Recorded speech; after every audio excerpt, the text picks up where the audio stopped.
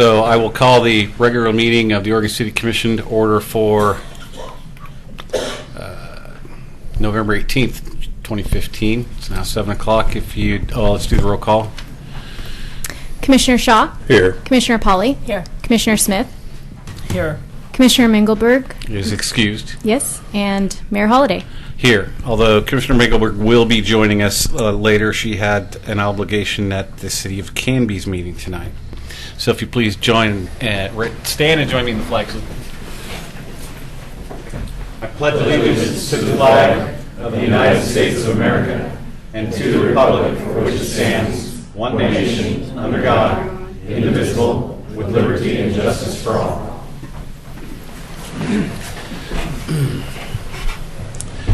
So, starting up, we have ceremonies, proclamations, and presentations.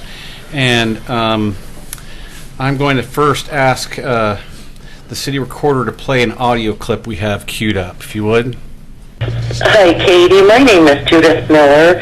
My husband and I have lived in Oregon City for 26 years, and I recently, a year ago, brought my mom, who's 81, and my nephew, who's 15, to come and live with us from Oklahoma.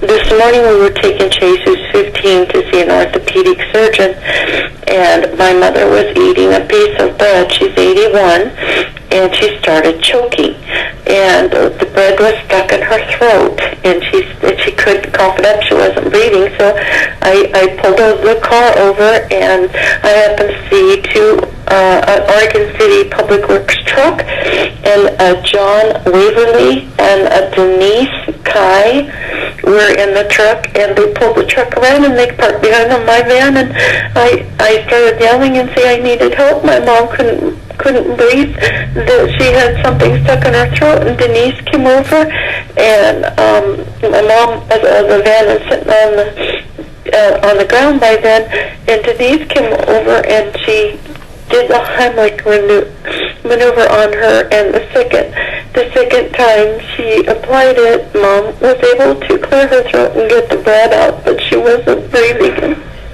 I didn't have CPR experience, and I'm her daughter, and I'm her caregiver, and I should know that.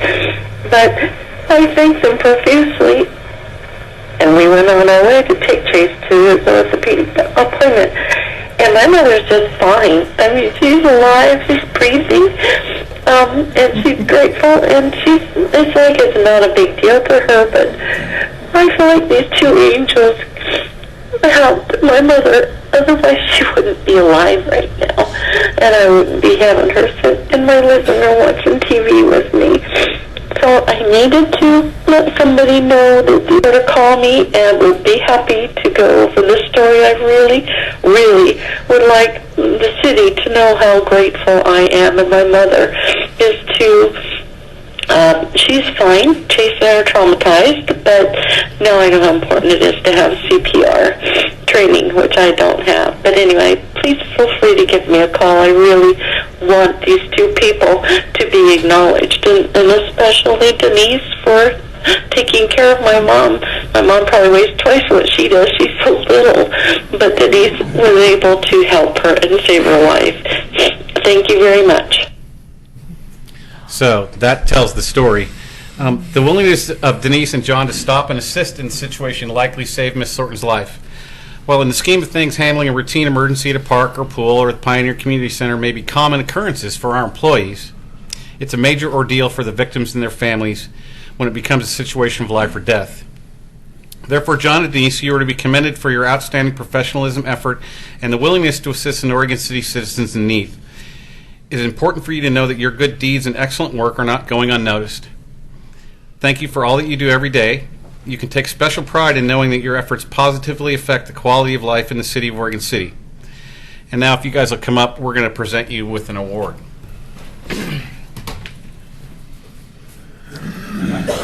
Yep, and the award.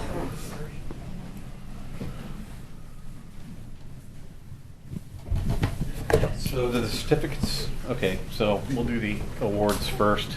They just go together. They go together? Yep. So I'm going to read one of them so we don't read them both, but they're both identical. So it's the City of Oregon City present a letter of commendation to Denise Kai, Assistant Parks and Recreation Director, and John Waverly, Parks and Cemetery Manager, for exceptional professionalism and life-saving actions that set forth in the following citation.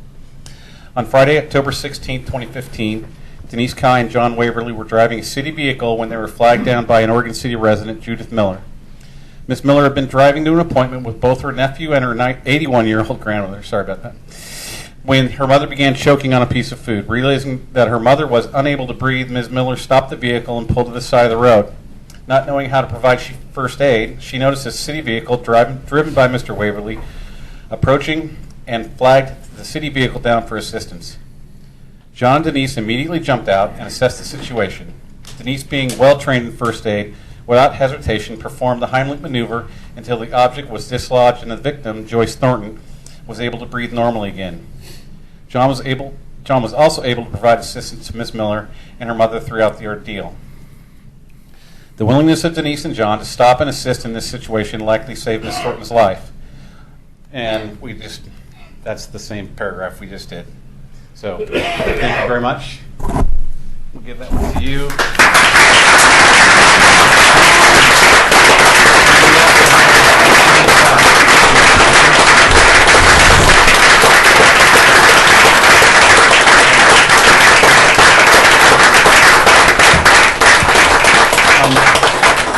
You want to say? I just want to. If you speak into the microphone, because that you can hear it. I just want to say thank you, both of you, for saving my mother's life. She'd never choked before. This is the first time for her. And when I saw her not breathing, I knew I had to get help. And I saw these two angels come in a truck, in a white truck, Oregon City truck. And I was able to flag them down. And they both jumped out and were not hesitant at all to help. And Denise came over and his mom was sitting on the ground and she got right behind her. And she was able to twice and help my mother get her breath back and was able to breathe. Family's the most important thing in our lives. And I thank you for giving my mother back to me very much. Thank you.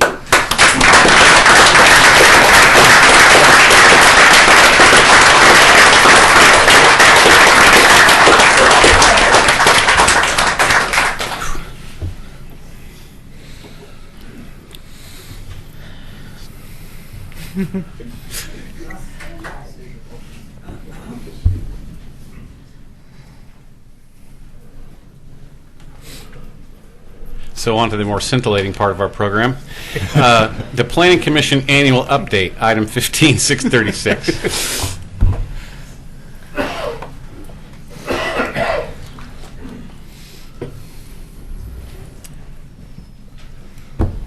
It's going to be tough to follow that. Thank you, Mayor Holliday and City Commissioners. Appreciate the opportunity. This is Charles Kidwell, Chair of the Oregon City Planning Commission, and giving our annual report. Speaking in behalf of Denise McGriff, Damon Mabey, Zach Hinken, Robert Mahoney, Paul Espy, and Tom Guile. We have, as a Planning Commission, been working together, this particular group of us, for over 2 years now, and I believe, have a very good working relationship together. It's a dynamic relationship where everybody participates and takes part in the discussions and has something to add, and it's, I think, a very healthy group as far as the open discussion that we have, and everyone contributing ideas to the discussion, and so it's been a very positive organization over the last several years, and especially with this group over the last 2 years. We've done our best to represent the citizens of Oregon City and make the right decisions, even when sometimes they're difficult. This last year, we've had some ups and downs as far as our volume of things to be considered. We actually had 4 months during this year where we've had no agenda, so the Planning Commission meetings were canceled. But I've kidded with Tony that it would have been nice if we could have spread out some of the workload, because we've had other evenings where we've had numerous things to consider and had some late nights to deal with. And actually, as we head into the last couple months of the year, it looks like all of our meetings are pretty filled up, and we're even having an extra meeting this month to pick up some of the agenda items. Some of the things that we've considered over this last year, there was an application for a discount tire store near Home Depot, and that was approved. There was adoption of stormwater grading and design standards. We have considered the matter of the Oregon City school transportation maintenance facility, and that was eventually approved after some back and forth working with the applicant. We reviewed the Myers Road Extension corridor plan and referred that to the City Commission. We've reviewed several subdivision applications, including the Boulder Run subdivision and Pavilion Park 3 subdivision. And we're currently in the process of reviewing the Beaver Creek Road concept plan. We've had a work session on that, and going forward, we're going to be having at least 1 or 2 meetings on that over the next few weeks. We've also just recently, this last month, reviewed an application for PGE substation conditional use, and that was approved. And we're in the process of considering the Willamette Falls Hospital master plan update and comprehensive plan amendment, and that was carried forward along with a development plan for the Maple Lane Road and Court vicinity. Both of those were carried forward to the last meeting of November. So we've had a lot of activity, and I think it's been a real productive and positive year for us, and it's been a pleasure working with city planning staff and Tony and Pete and some of the others that we've worked with. Laura have all been excellent to work with and very helpful for us. Thank you. I normally would let my fellow commissioners go first on something like this, but I want to take the time to say thank you to you and the rest of the Planning Commission. That is one job I never aspired to and never will. The minutia and detail and the kinds of decisions you have to make are brutal and painful sometimes, and no matter what happens, somebody is unhappy about something. So for what you do, I sincerely thank you and I appreciate it. Thank you. Thank you. Anybody else? Having spent 2 years on planning, I feel your pain. It's like the school board. I'll never do that again. Yeah. Yeah. But thank you to you and the rest of your members too. I think a lot of them are here tonight. So good job, Charlie. And in the next couple of years, we hope to keep you much busier than you were this year. So. Well, thank you. Yeah. Thank you for all your work.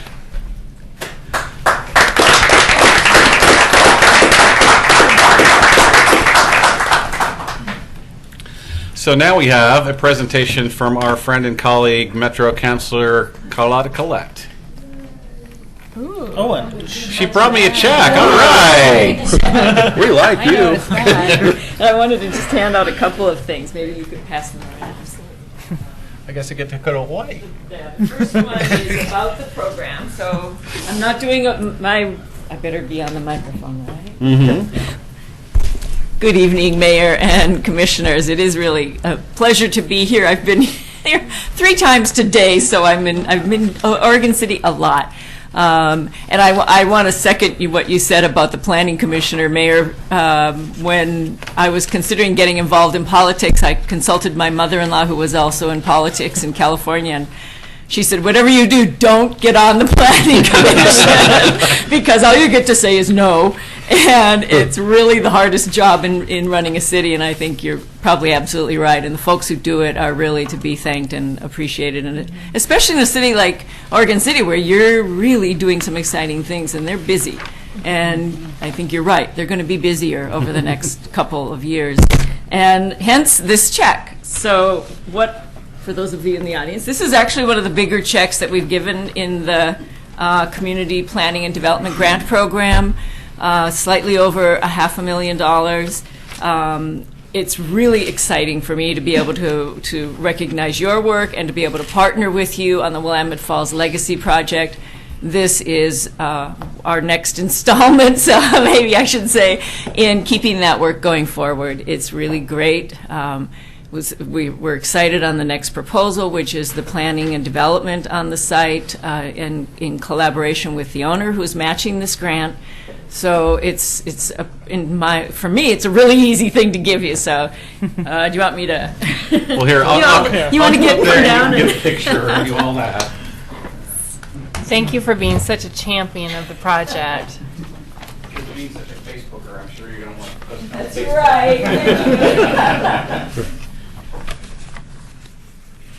right. Great. Thank you.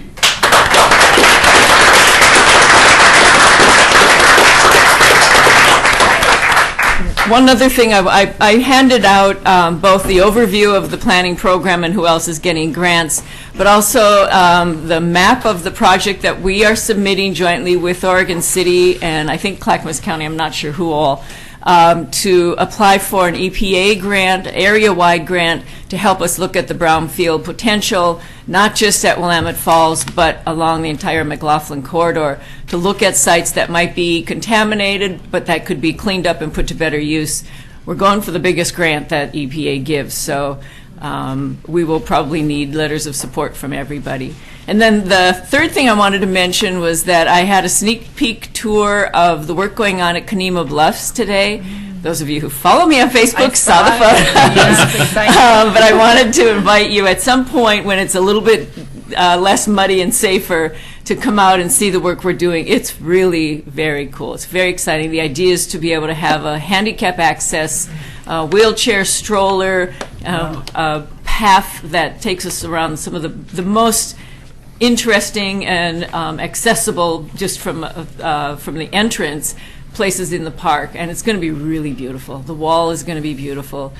So probably in the early spring, we finish the project in January, probably in the early spring we'll want to bring you all out for a tour and let you see what all has happened. We probably won't do a big ribbon cutting event because there's not a lot of parking over there, but it is a magnificent park, and it's just getting a little bit better with this work. So Great. thank you all. Thank you. Thank you, Carla.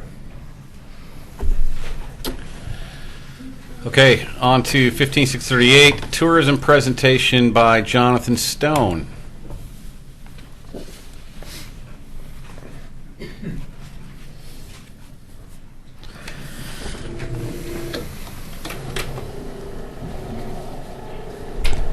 Good evening. I'm Jonathan Stone. I'm the Executive Director of the Downtown Oregon City Association. Really, it should be a tourism presentation by Doug LaPlaca, who is sitting to my right. But first, I just wanted to kind of orient you to the work that has been done and why downtown is involved and why there's a number of tourism people behind me that have supported this effort and been involved at some point along the way, either in interviews or through a open house we had last week. But needless to say, we're very excited about what this project has to offer. So earlier this summer, Alice Norris had proposed a grant program, a grant-funded project through the CPP, the county's CPP funds, which the City Economic Development Office offered to match, but that project fell through the cracks, and so we managed to secure an extension from the county and pick the project back up, and we think that the timing is important and that it's really worthwhile that we're looking at this now.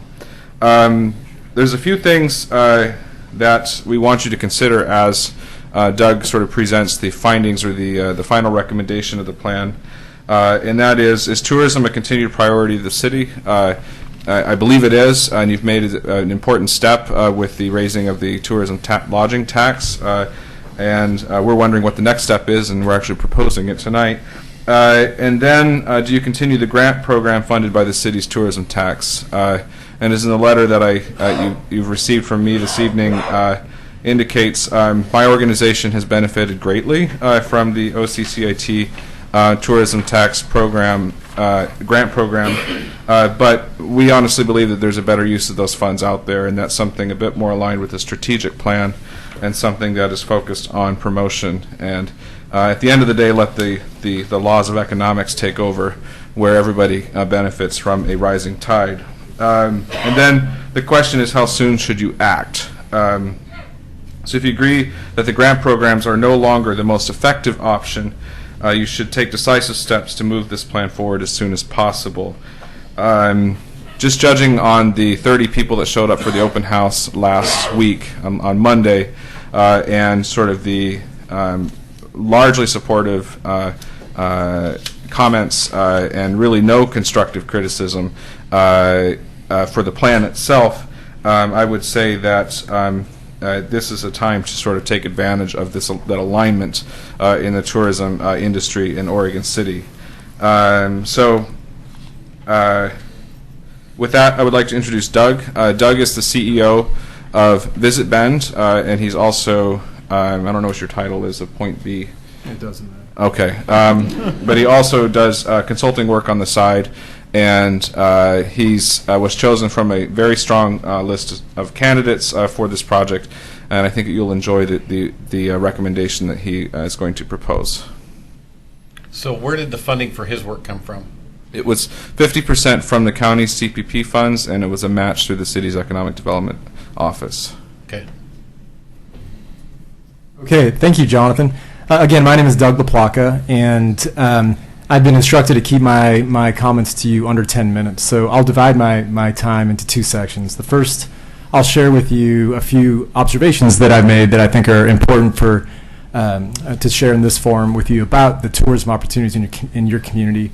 And then I'll give you a summary of the recommendation that me and my team came up with after our due diligence.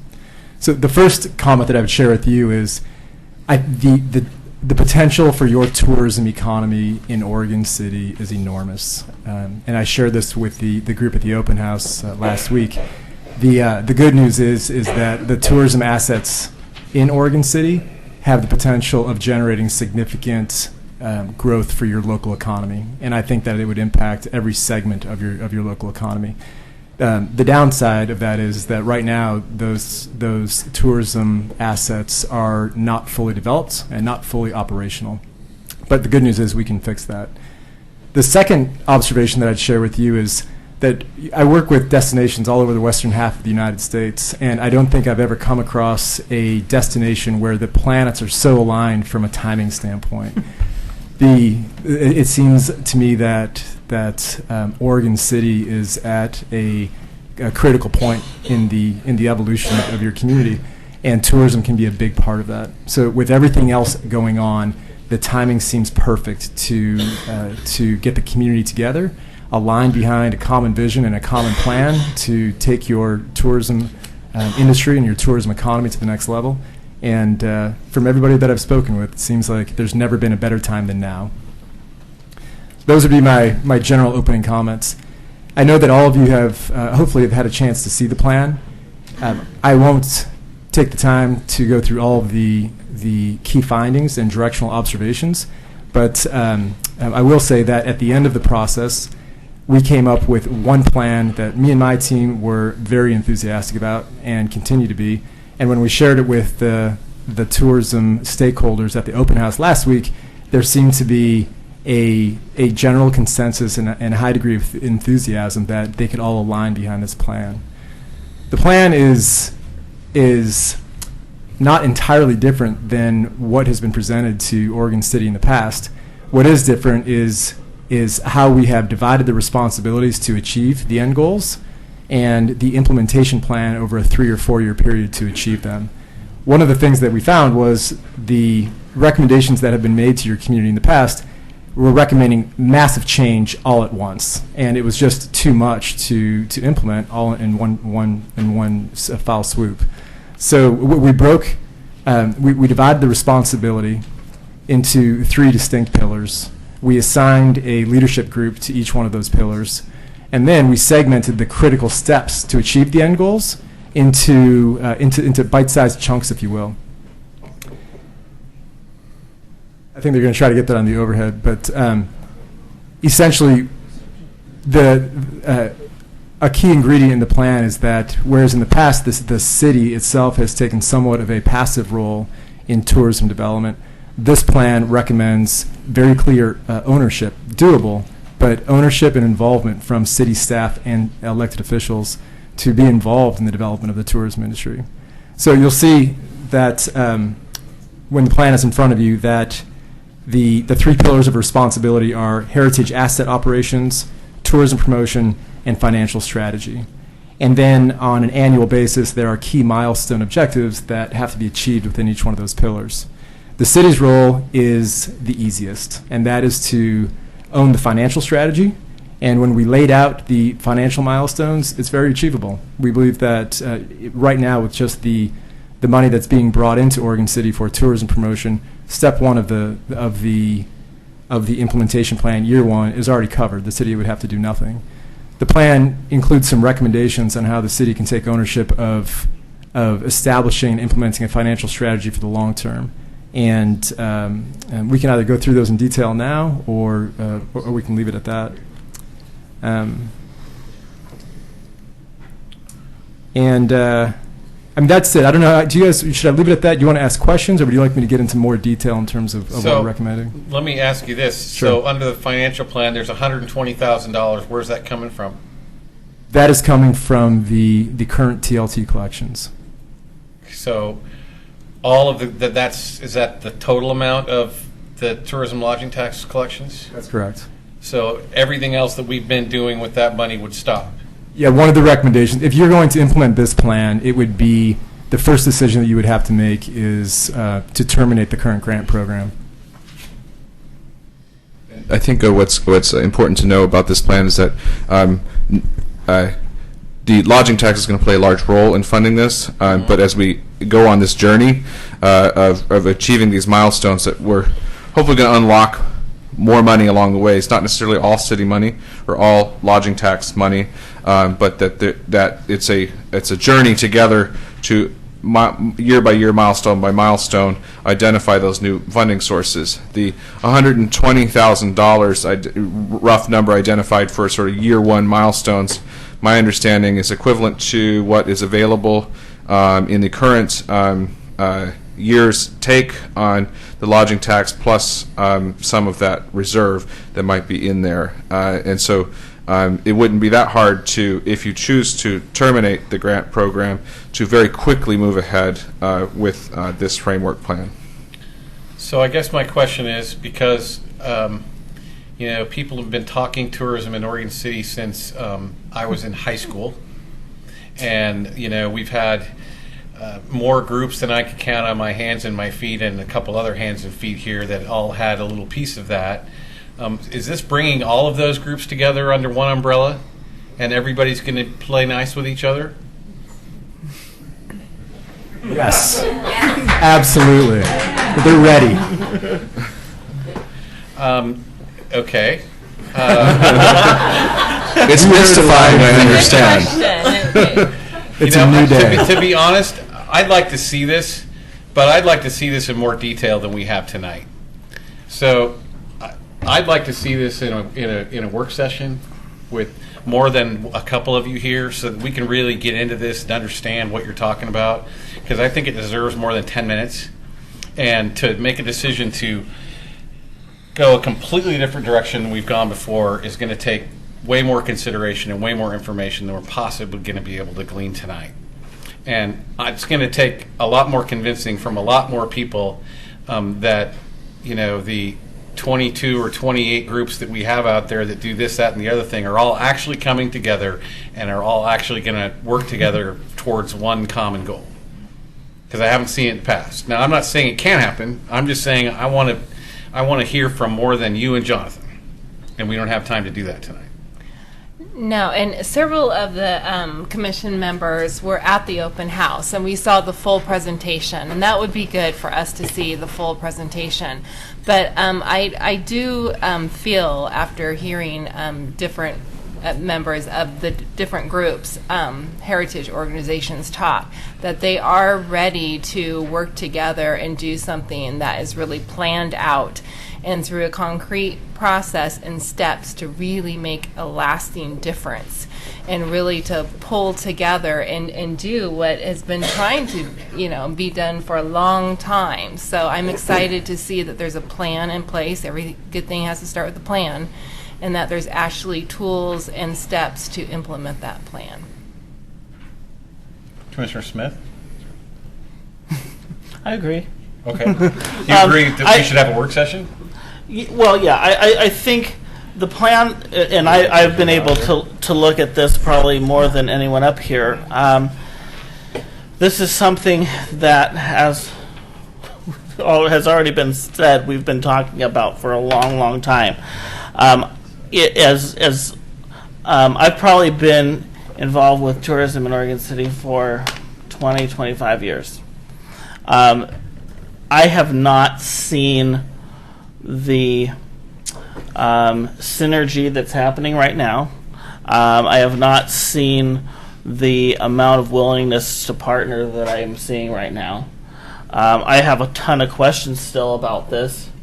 But if there is buy-in, which I feel there is from a lot of these groups moving forward, I think that there are answers to these questions and that there are ways to maneuver through these. I think that the fact that we can settle on a plan and start moving forward, it may not end up being exactly the way that it's written here, because of the logistics of the various groups and the different organizations. It's going to be tough. It's going to be very tough. But I have never seen a time where so many of these organizations are saying we need to do something. I think we're tired of talking about it. I think we're ready to move forward in some direction. And so I would like to have more time, I think, to go through that. But I also think that needs to be done in a way that we get collaboration in. I don't know what structure that would be, but it needs to be a dialogue of those various groups and this body. But I think it has to be done soon, and I think our mission and my personal mission in my next year being on this commission is that we have a plan to move forward, and that the next commission puts tourism as a top priority in this town in the next go-around in terms of our goals. I think it's important. I think it's something that this community is going to force us to do and needs to force us to do. So I think that dialogue starts now and continues, and I this is the starting point, I think. And if I may add one thing too, the plan's very important, and we've seen a lot of plans, but then we don't know how we're going to fund them. And this one actually has a funding source. As much as it's sad to see the grant program go away, a lot of the organizations that have been being benefited by these grants will be benefited by this. And so I think that's important, and there is actually funding to start this program. So that's Mr. good. Underwood? Thank you, Mayor. So I just have a quick question. So we have a work session coming up where I'm presenting my plan for the OCCIT and tourism grant. I'm under the direction from the commission to look at that process. And so I was going to present that to discuss that on 12/8. Didn't know if the commission would want to have a joint work session to present that along with this and talk about it all at once, or if you still want to have those separate. I would like to see it together, if at all possible, because I think I don't have that on my schedule. So, but yeah, I think, that's as good a time as any. What else? Is there anything else on that work session other than? Yeah, it's a heavy work session, so we would have to. Let's get together with the manager and the city recorder and find out if or what anything we can move off of that work session. But I think we need to hear this sooner rather than later. We need to have a discussion, and I would be willing to waive the rules for work session and allow that to be kind of an open discussion between the commission and the various organizations. I guess one of the commitments that I would want to see in this is that those different organizations get weeded down into a manageable number, because there's so many different ones now. I don't think that's going to happen, but well. So then there has to be some. I need to see some reasonable management structure then that's going to, keep a couple people from one organization from stopping what somebody else is doing in there. I need to see some real consensus. So part of pursuing this plan is identifying that structure. I mean, the structure is laid out in the report that you have, in a sense that there would be at least two operating groups: the Heritage Asset Operating Group and the Tourism Promotion Operating Group. And that would be a set group of people that would then seek input from other stakeholders, and it would be professionally facilitated. So the plan calls for a professional facilitator that understands the objectives of the plan to help guide that group through the process. And so with those two things together, I think, and they're focused pretty narrowly, and with the idea being that if these are the milestones they want to achieve, you put a whole bunch of smart people in a room and you say, okay, everyone, figure out how to open it on the same day at the same time for 5 days a week. That is your key objective this year. If you achieve it by the end of this year, you've done good. And then you move on to the next one, which is how do we implement a common ticketing system, and then a cross-training system. Okay, now we're getting deep in the weeds that we can get to in that work session. But the one thing that I will say is that if the funding is coming from the city, then this is going to have to become something like the Planning Commission or the Natural Resources or anybody else. It's going to have to be a function of an actual advisory group of the city. I don't know what your city ordinances are. In most of the cities that I work with, your city is obligated to spend tourism promotion funds on the promotion of tourism as is defined by the state. In most situations, those cities directly contract with an independent nonprofit marketing group. So it's not a function of well, I commission. think that's a discussion we'll have to have in the work session. Right. I think these are probably appropriate. Right. Yeah. And I'm sorry, Mr. Parno had something. Yeah, if I could add a comment, Mayor. Thank you. The city is very huge in supporting tourism and our businesses, and so I always appreciate that from the commission, and thank you for the work that you've done. And I also appreciate the mayor pointing out the commitment to wanting to have all the groups work together. In addition to that, I would add a recommendation is that at the work session, I would ask that this presentation in its entirety be made at that work session, as we're planning to, and also that Eric will talk about the other grant program. However, I would ask the commission to probably at that time defer any kind of final decision, because we'll need to vet out this process more than what's in this plan currently. And in fact, from a financial standpoint, I haven't seen these numbers. So well, it's going to be a work session. We don't make decisions at work sessions. Right. So in order to have, this is an excellent project to discuss. Want to make sure that we all understand that we'll have to do some vetting through the finances and also the city's commitment and how we put things together, and that'll take more than just a work session. So looking forward to the presentation and figuring out what next steps we'd like to research. Okay, thanks. And one thing I do want to recognize my long-term friend and a slave in the tourism thing, Thelma Hagenmuller from Jennings Lodge. We appreciate all the hard work you've done over the years.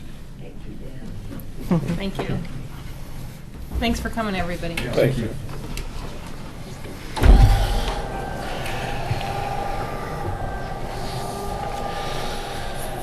So, we're off to citizen comments. I don't see anything on my list. Is there anything on the list?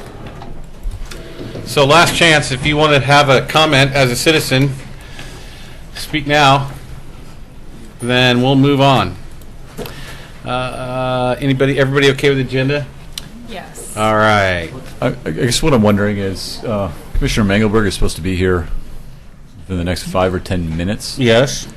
Do you want to start that appeal hearing without her, or do you want to just do the second? The second reading is going to take 2 minutes.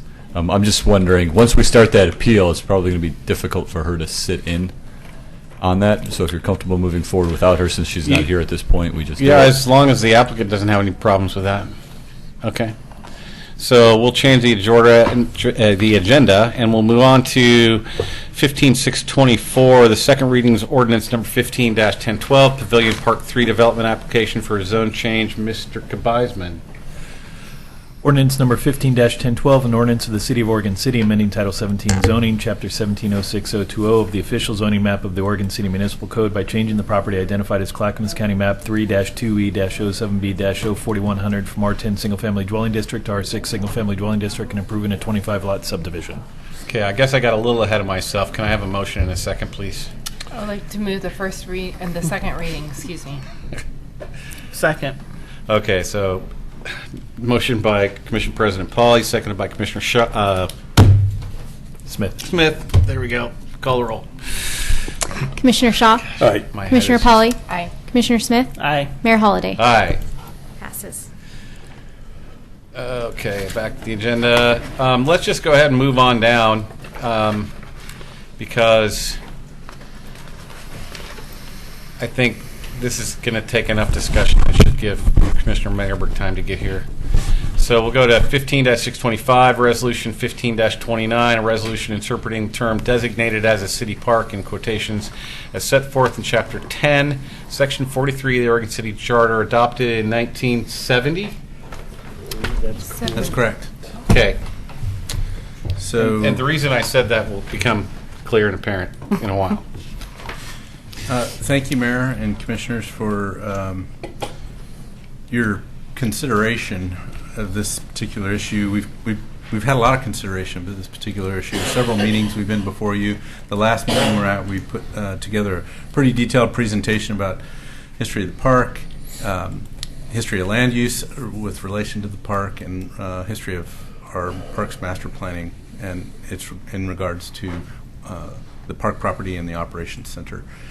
So in that, we had a lot of good discussion about what the intent of the charter back in 1970, and the intent of that not necessarily being making a portion of Waterboard Park, a portion of the operations center designated Waterboard Park. And out of that came a lot of conversation. We recommended to the City Commission that we continue this decision until tonight so that we could revise the resolution to incorporate a lot of what I said and what you affirmed and said in your public comment as well. So that resolution is before you today. And one thing I was noticing,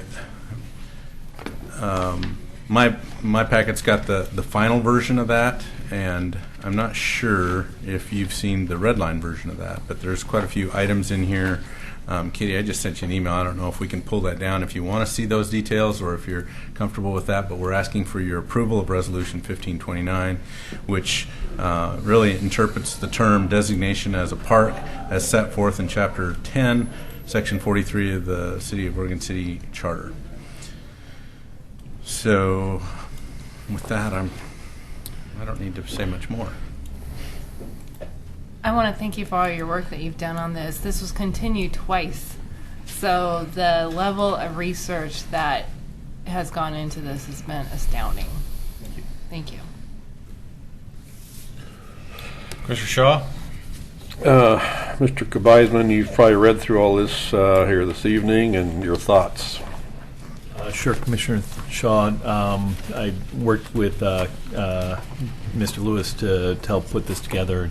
And ultimately, as I think I've said before, the real key for you is thinking back on what was the intent of the City Commission in the adoption of the various maps and designations, and was it to designate this area as a park and provide the protections in the charter to this area, and that's really the key focus for you. And I think what we heard at the last meeting was that your understanding was that the commission had not done that in the past, and so that's what the resolution tries to do, is identify the discussions that Mr. Lewis had, as well as the direction from the city commission, to say that this area has not been designated as a park under the city charter. So my thoughts once again are there is no smoking gun here that tells us differently than that, and that the highest and best use is to continue the use of this property as it has been for 80 some years, I believe. It's me. All right. Commissioner Smith.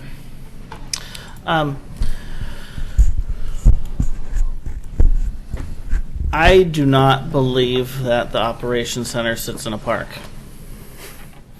My frustration on this topic is, at the last meeting, not having time to look through all of the documentation before making a decision. And my other frustration is making decisions before actually having something to look at in terms of all the information. So I have frustration about that. I do not think, I just want to clarify why I was concerned at the last meeting. I understand. Right. So, are you done? I'm done. Okay. Well, I just didn't want to interrupt you. So, before the last meeting, we were sent a document by the folks at I believe it was the McLaughlin Neighborhood Association that consisted of more than 50 pages. Yeah. A lot of it dating back, some of it dating back all the way to, and I've got some things highlighted here just because I want to make clear that, I did look at this stuff.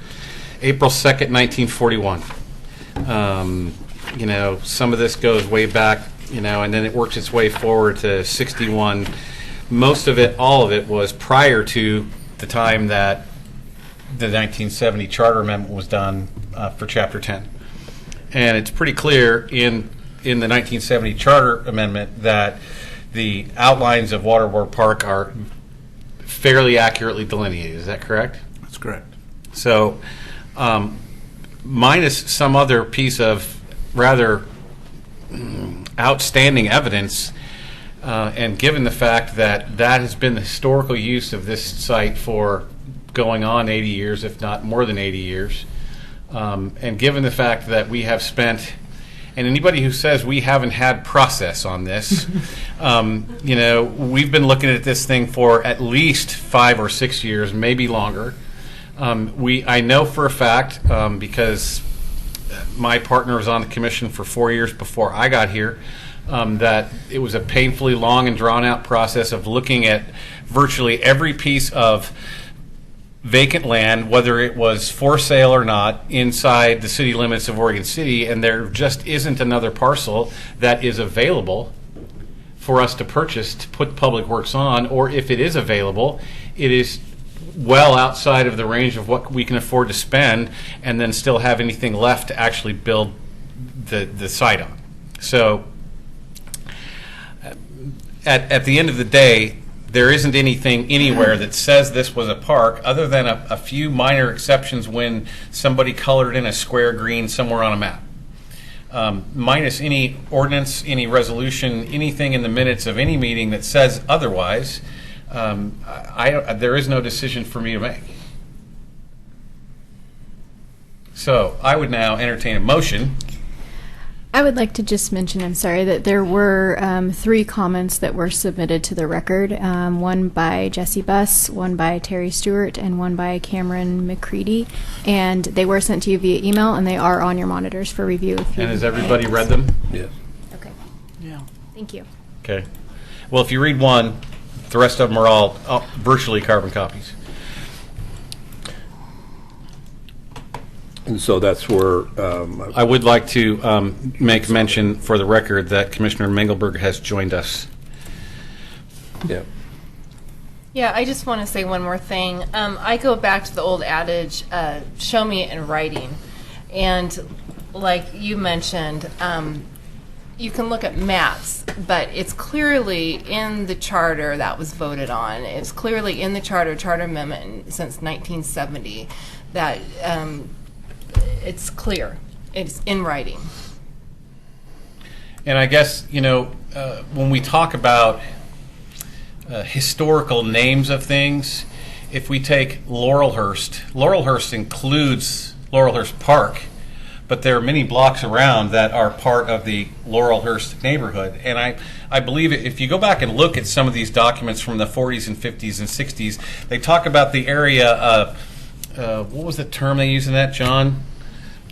Regarded as or something Waterboard Park. I mean, it's pretty much, you know, that area up there is Waterboard Park, and but the legal description is actually in the charter amendment, and I think the legal description is where we're at now.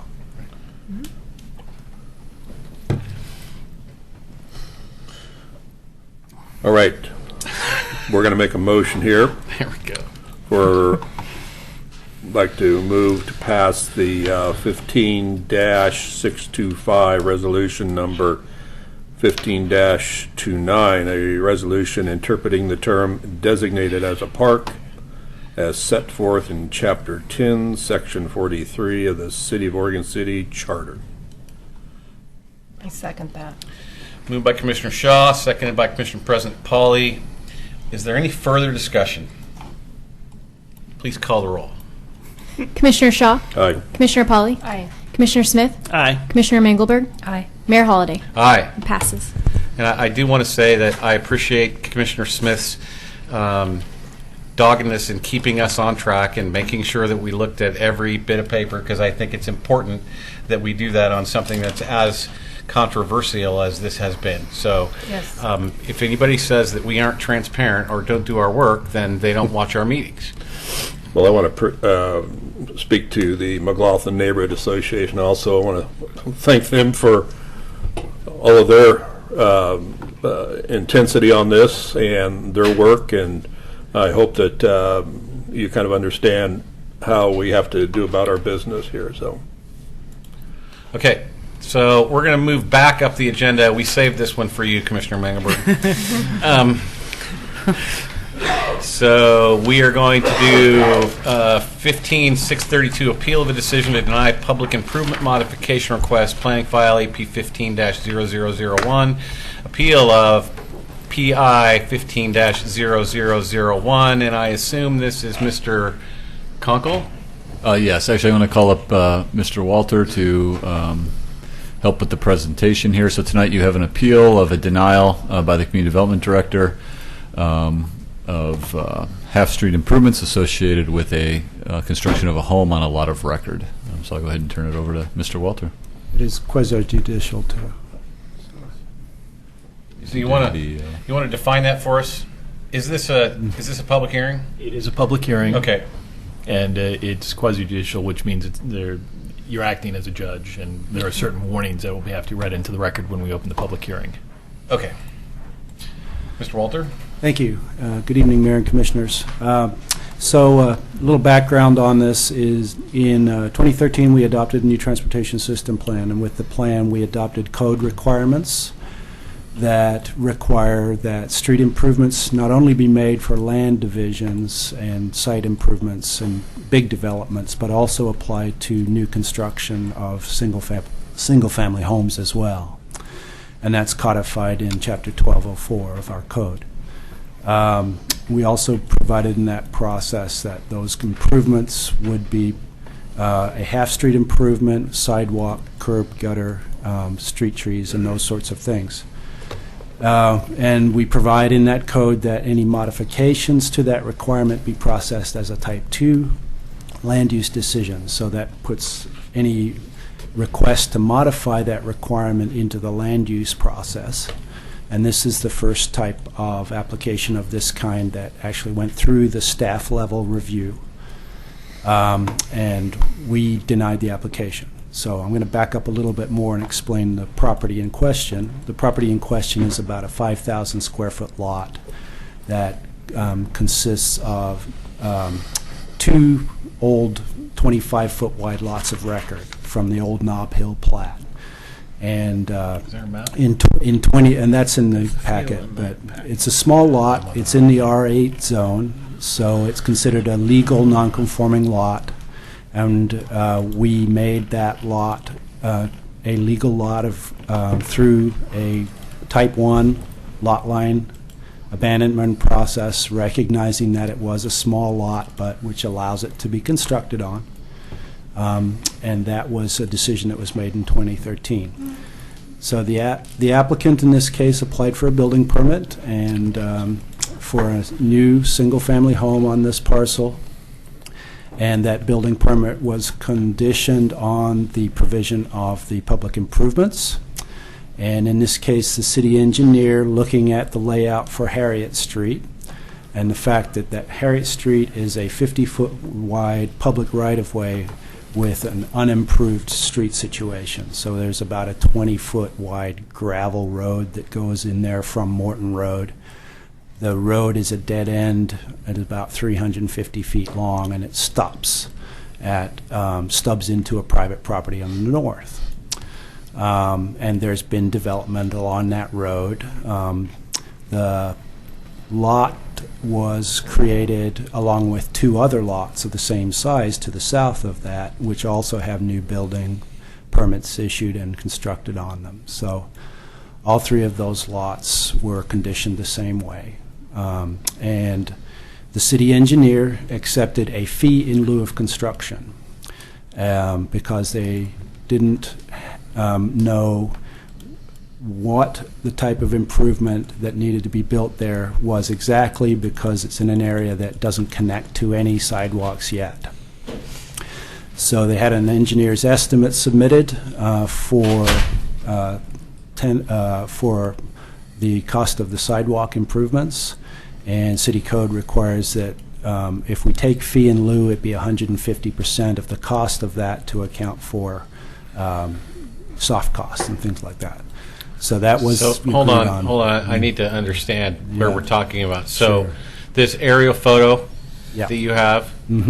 So are those currently empty lots at 17,471 and 73? There's a better map. There's a more up to date. How much farther down is it? It's actually one of the first pages on the addendum.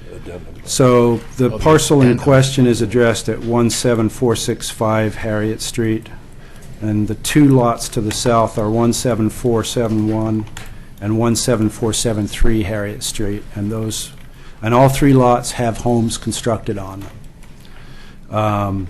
And the lot in question has not received its final occupancy yet because of this issue.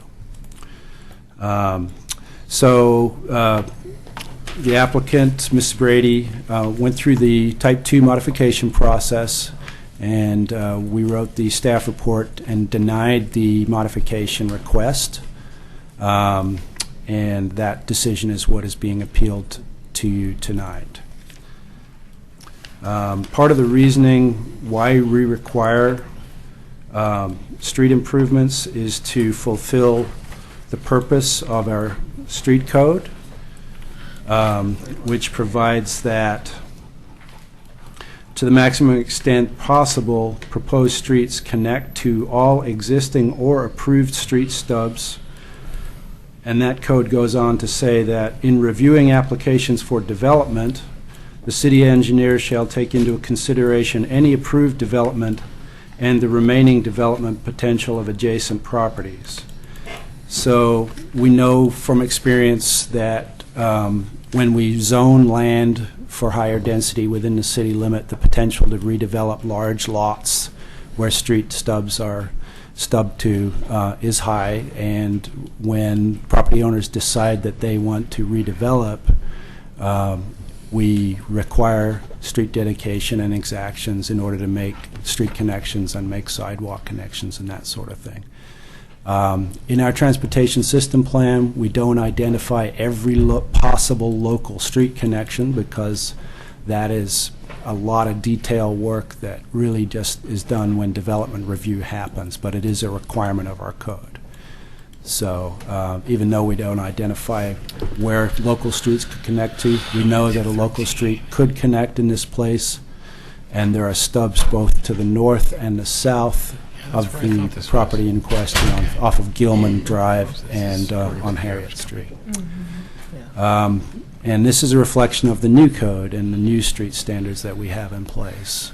In the past, we did not require this type of thing, but we do now. So those other houses there were built before the new code, because they do not have two lots to them. the south are paying a fee in lieu as well. Yeah. Clear, 17471 and 17473 have paid fee in lieu. The houses that show up on the aerial photos, 17477 and 1741 did not. Is that correct? So am I take to understand that the house has already been built? Yes. Yes. Because we can issue a building permit conditioned on the requirement for street improvements to be paid fee in lieu, or constructed prior to final occupancy, because when the house is constructed. And so they knew before they built that the condition was required. And now they're asking to not pay the fee? Right. And since you've collected the fee in lieu from the neighboring properties, you would now have the wherewithal to construct the road. Is that correct? Well, yes. The timing is a question that is open question, but yes. Well, I want to clarify that a little bit. So, with this, we'd have three payments that would be $33,000. The decision on when to design the road, when to build the road, is not being contemplated at this time. I'm not sure that the $33,000 comes close to paying for that segment of street today, and so we would have to put it on a capital plan and figure out a funding mechanism for doing that.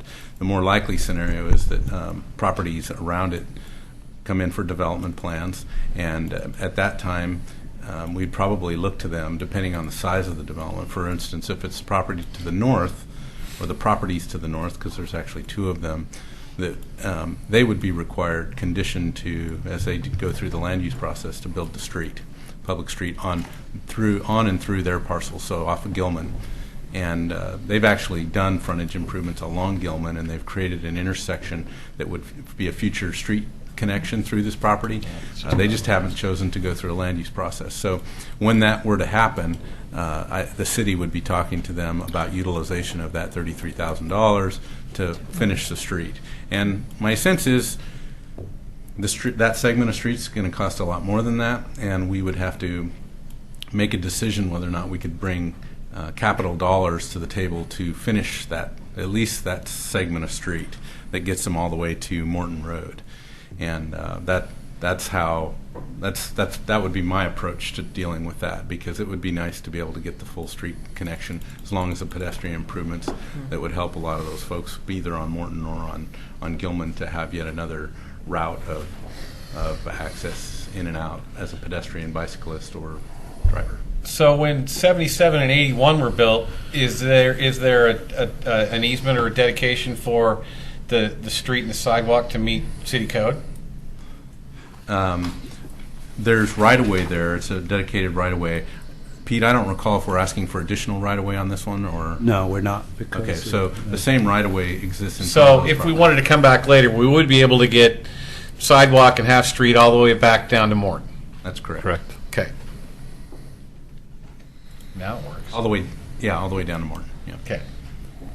And then Morton goes back out to Division, right? Yeah. Where our friend lives. Yes. Yeah. Okay. The other thing I'd mention is sewer exists in Harriet, and so does water. So city utilities have been installed through there before. I believe the sewer was installed under a local improvement district. Water was installed through our crew installed the water line, and there wasn't a charge to those, an assessment to those property owners for that water line. Okay. Is that all you have, Mr. Walter? It is. There's a lot more detail in the Yeah. report, but the city attorney's memo summarizes some of this as well. I've read that. Is this the time for the public hearing, or do we have discussion first? I'd recommend the public hearing and then Okay. discussion. All right. So, Mr. Kabizman, you want to give us the legal warnings? Sure. First, I would note that the hearing proceeded in the following general order with the staff report that you've already heard, applicant's presentation, testimony in favor, testimony in opposition, rebuttal, closing the record, commission deliberation, and decision. All testimony and evidence submitted orally in writing should be directed toward the applicable approval criteria. If any person believes that other criteria apply in addition to those addressed in the staff report, those criteria must be listed and discussed on the record. The mayor, the meeting chair, may limit oral presentations in length or content depending on time constraints, and any party may submit written materials of any length while the public record is open. Failure to raise an issue with sufficient specificity and accompanied by statements or evidence sufficient to afford the city and all parties to respond to the issue will preclude appeal on that issue to the Land Use Board of Appeals, and failure of the applicant to raise constitutional or other issues relating to proposed conditions of approval with sufficient specificity to allow the city or to respond to the issue will preclude an action for damages in circuit court. Any party wishing to continuance or to keep the record open must make the request while the record is still open. And at this point, I'd ask for any ex parte contacts, conflict of interest, or bias declarations. I have to, it's not probably a bias rather than a conflict, but the applicant, Ms. Brady, was an employee of the Willamette Falls Media Center while I was chair of the board. I don't consider that a conflict, but I do want people to know that. Any challenge from the audience? Seeing none, I see no issue with participation. So one minor issue is that typically when we have appeal hearings, we're limited to the record and no new evidence or issue. The way this came up through a staff decision, this is a first evidentiary hearing, so the record is open to new evidence and new issues. So just wanted to. But we can make a that. final decision tonight. You can make a final decision tonight. Okay, I'll open the public hearing. I'll give the applicant 15 minutes.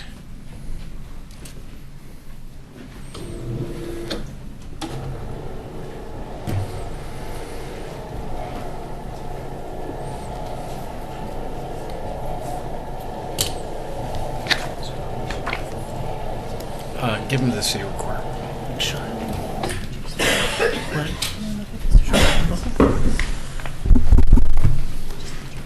Yeah, no problem.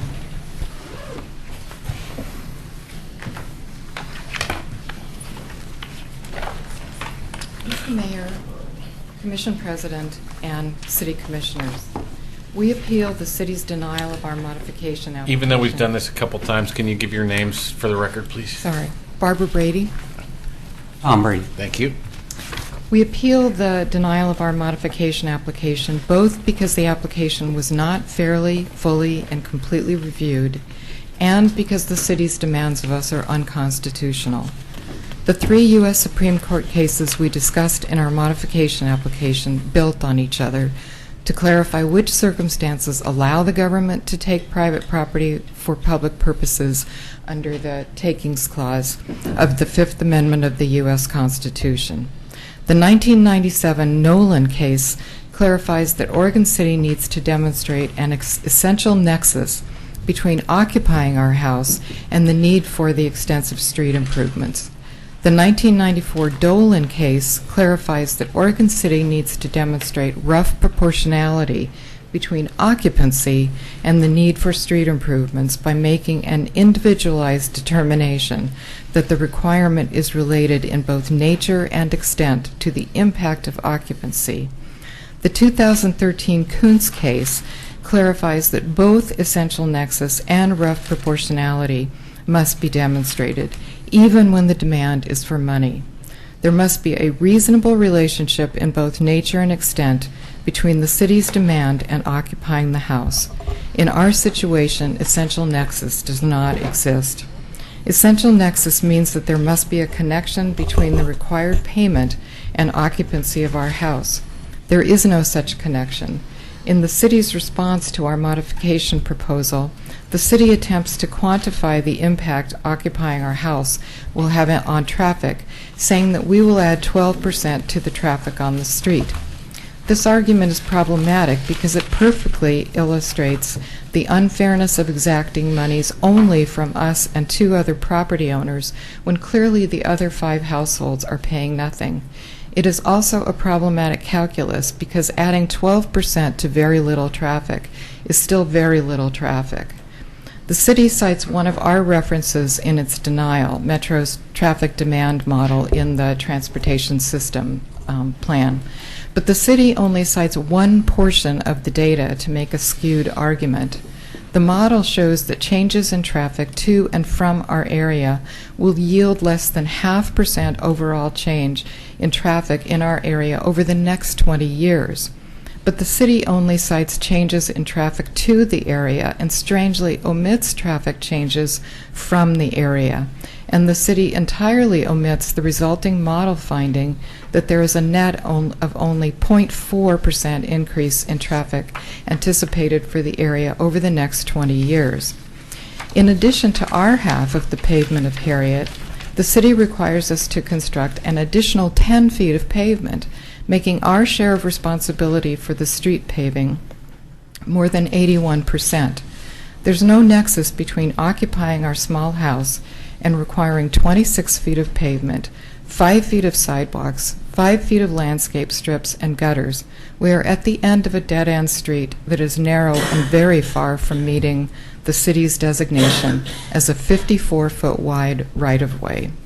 John Reglinger, the transportation engineer hired by the city, wrote, "Due to the existing development patterns and the low traffic volumes on Harriet Avenue, Morton Road, and nearby streets, Harriet Avenue can function acceptably either as a half-street improvement or temporarily in its current configuration.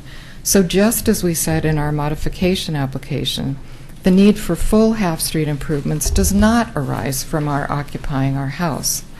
The city cites Gilman Drive to compare to Harriet in making its argument against our modification proposal. However, with its sidewalks, curbs, and pavement, Gilman is only 39 feet wide, nearly 30% narrower than what is demanded for Harriet, though Gilman carries far more traffic than Harriet does or ever will, and it does not have landscape strips at all. The city doesn't cite Morton or Georgia, though they are much closer to Harriet, and neither of these streets has sidewalks, landscape strips, or much pavement. Georgia's pavement is only 17 feet wide, and Morton's is only 20. No city planning document cites Harriet as scheduled or even contemplated for street improvements, so neither we nor our neighbors are likely to benefit from any current monetary exaction from us. The owners of the property at the dead end of Harriet, 17459, have owned the property for 40 years and have submitted no plans to divide the property now or in the future or to sell it to someone else who would divide it. Harriet will remain a dead-end street for the foreseeable future, and the city admits that the need for full half-street improvements would arise only when and if 17459 is divided. The city failed to demonstrate essential nexus between occupying our house and the need for full half-street improvements. The city also failed to demonstrate rough proportionality. The city has the option of not requiring any street improvements or of requiring only some improvements. How was it decided that full half-street improvements are required right now when the city's transportation engineer determined that, in fact, these extensive improvements are not now necessary? City staff claimed that the additional traffic resulting from occupying our house triggers the need for street improvements, but this has no basis in fact. Not only is it absurd on its face to suggest that one additional family living at the end of a dead-end street generates the need for sidewalks, landscape strips, and very wide pavements that exist nowhere on that street or on any street nearby, but the city's own transportation engineer found that the street can function acceptably as it is. The city demands that only 3 of the 8 homeowners on Harriet pay for street improvements, which the city has no plans to make. The only way to fairly apportion the funding burden for street improvements, if and when they become truly necessary, is to form a local improvement district. We offer an agreement of non-remonstrance to assist the city in the eventual formation of an LID or to revive the Morton Road LID. We note that upon any sale of our property, that agreement attaches to the title and would thereby apply to any new owners. The city's denial only responded to 2 of the Supreme Court cases we cited in our application, choosing only the oldest 2 of these 3 cases. Each case, beginning with Nolan through Dolan to Kuntz, builds on each other. Omitting a review and finding for the entirety of the modification application, especially the section pertaining to the unconstitutionality of the city's actions, violated our right to a fair, full, and complete consideration of the application. The city attorney's report cites a Ninth Circuit Court of Appeals West Linn 2010 case to serve as support for the constitutionality of the city's demands.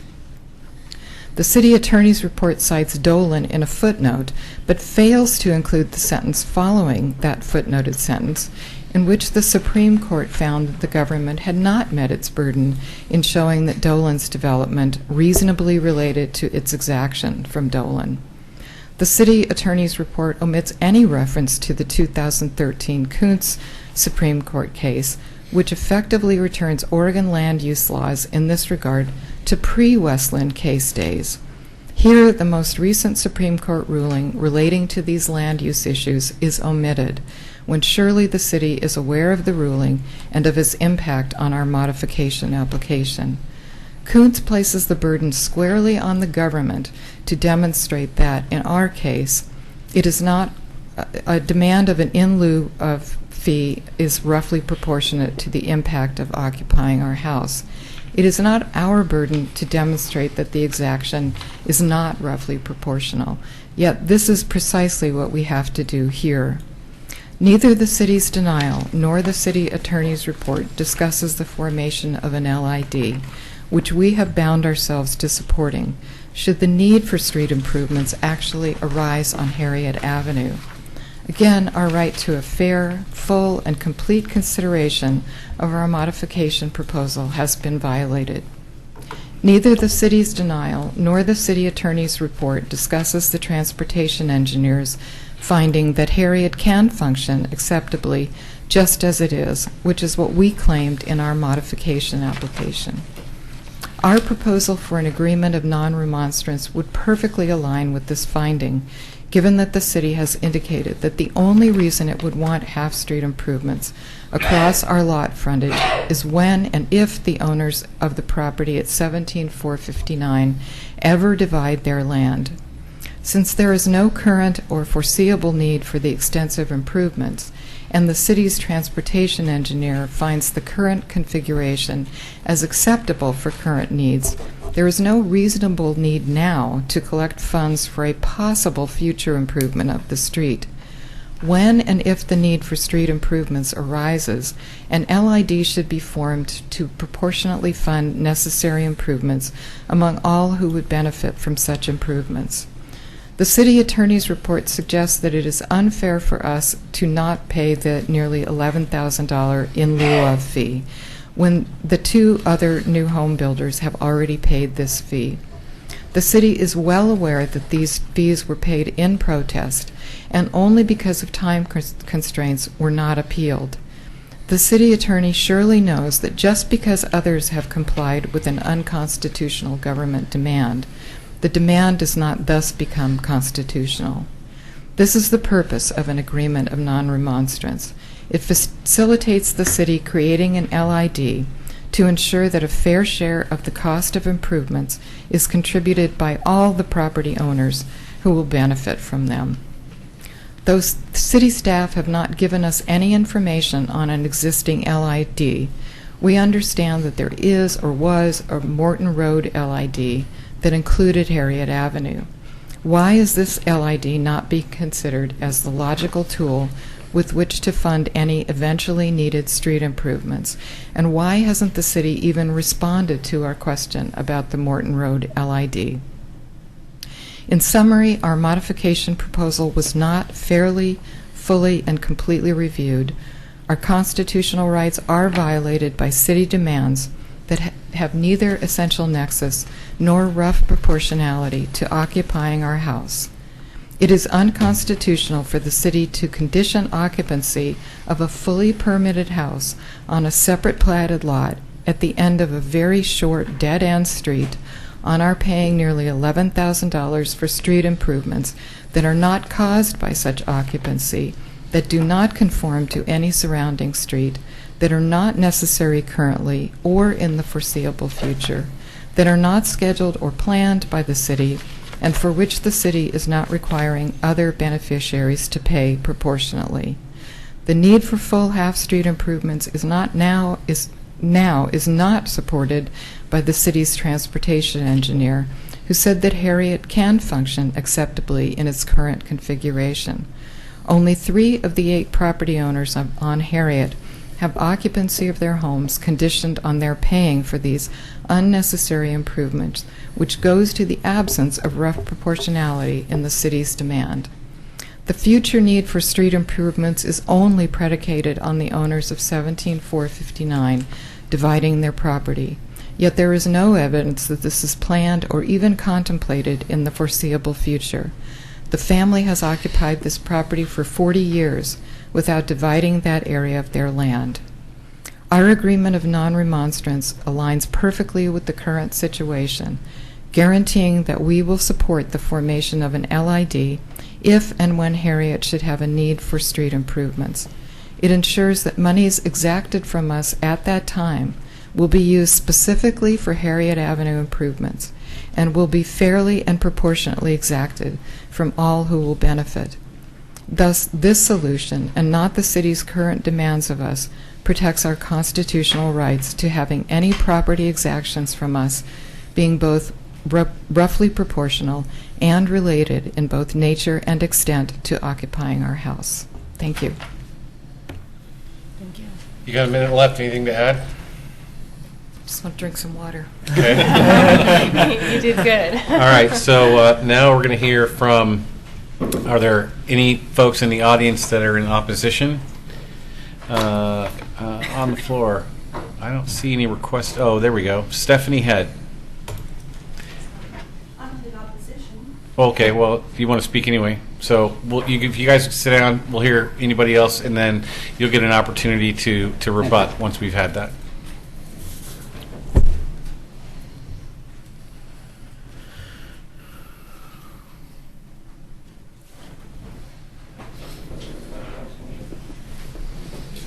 I just wanted to say that.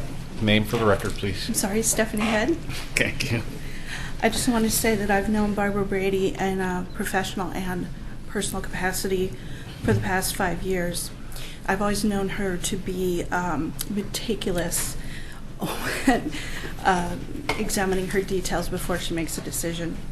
I am a resident of Oregon City, and I did write in support of Barbara and her family's modification proposal. Excuse me. And I do want to speak in support of their modification proposal. The city's transportation engineer has noted that street improvements on Harriet Avenue are not needed at this time. Georgia Avenue, running due parallel to Harriet, is, like Harriet, also a short dead-end street. It only has a narrow paved roadway, no sidewalks, no grass strips, no gutters. None of the surrounding streets have what the city is demanding of Harriet Avenue. And the city's comparison street, Gilman Drive, is much narrower than what the city is demanding of Harriet Avenue. The Brady's careful consideration modification proposal makes the most sense for the current situation. Thank you. Thank you. Thank you. Is there anybody else wishing to speak on this matter? Then I'm going to close the public hearing, and I will be interested in hearing the commission's deliberation. Well, the applicant has a chance to Oh, rebut. There's not. Well, but there's nothing to rebut, right? Well, our attorney. Well, you got 5 minutes to add a couple things then. Yes?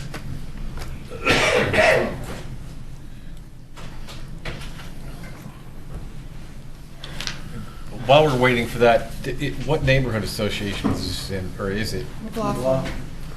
And McLaughlin didn't make any comments? They commented. I think Denise, she represents them, so. Sure. It's just a model of. Pass that around.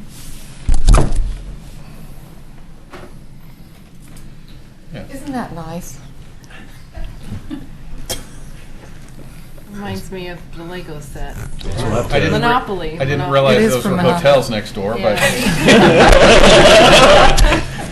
They are gotta twice go to the school. size of our house. Now we know what's really going on down there. There's big hotels on there. And Ms. Brady will have to retain that as an exhibit for the record. That's fine. You can have it. It's going to be hard to get in the file, though. Yeah. Katie says she can do it. Go ahead, Ms. Brady. I want to point out two things. One is that my husband and I have never questioned or fought against or voted against taxation or demand for contributions from us. We believe in supporting public infrastructure. We paid almost $30,000 already in system development charges and various permit fees. What we object to here is that when the three of us new home builders began to build, and we were the last to start, we all thought, we'll throw in 16 feet of pavement, our half of the street, and that'll add value. It'll sort of tidy up that part of the street. To even propose that, we would have had to spend upwards of $2,000 to pay an engineer, to pay a surveyor. I don't have my list in front of me, but there are a number of documents that the city requires to even review such a modification. So it was, and one other thing I want to point out, this is hard without having a whiteboard. The way the determination of the in lieu of fee works is that you submit an engineer's estimate of the hard costs, and then that's multiplied by 150%. So that's one number. The other number is 10% of a specific set of formulas that determine the valuation of your construction. In our case, the second number was bigger than the first number. Okay, if you're with me so far. If we were to do partial street improvements in order to reduce the fee in lieu amount, what happens is, I mean, even if we were willing to pay this $2,000 just to have it reviewed, the city had already told us they would reject it. The fee in lieu amount would not be reduced from the lower of those two numbers. It would then go to the higher of the two numbers.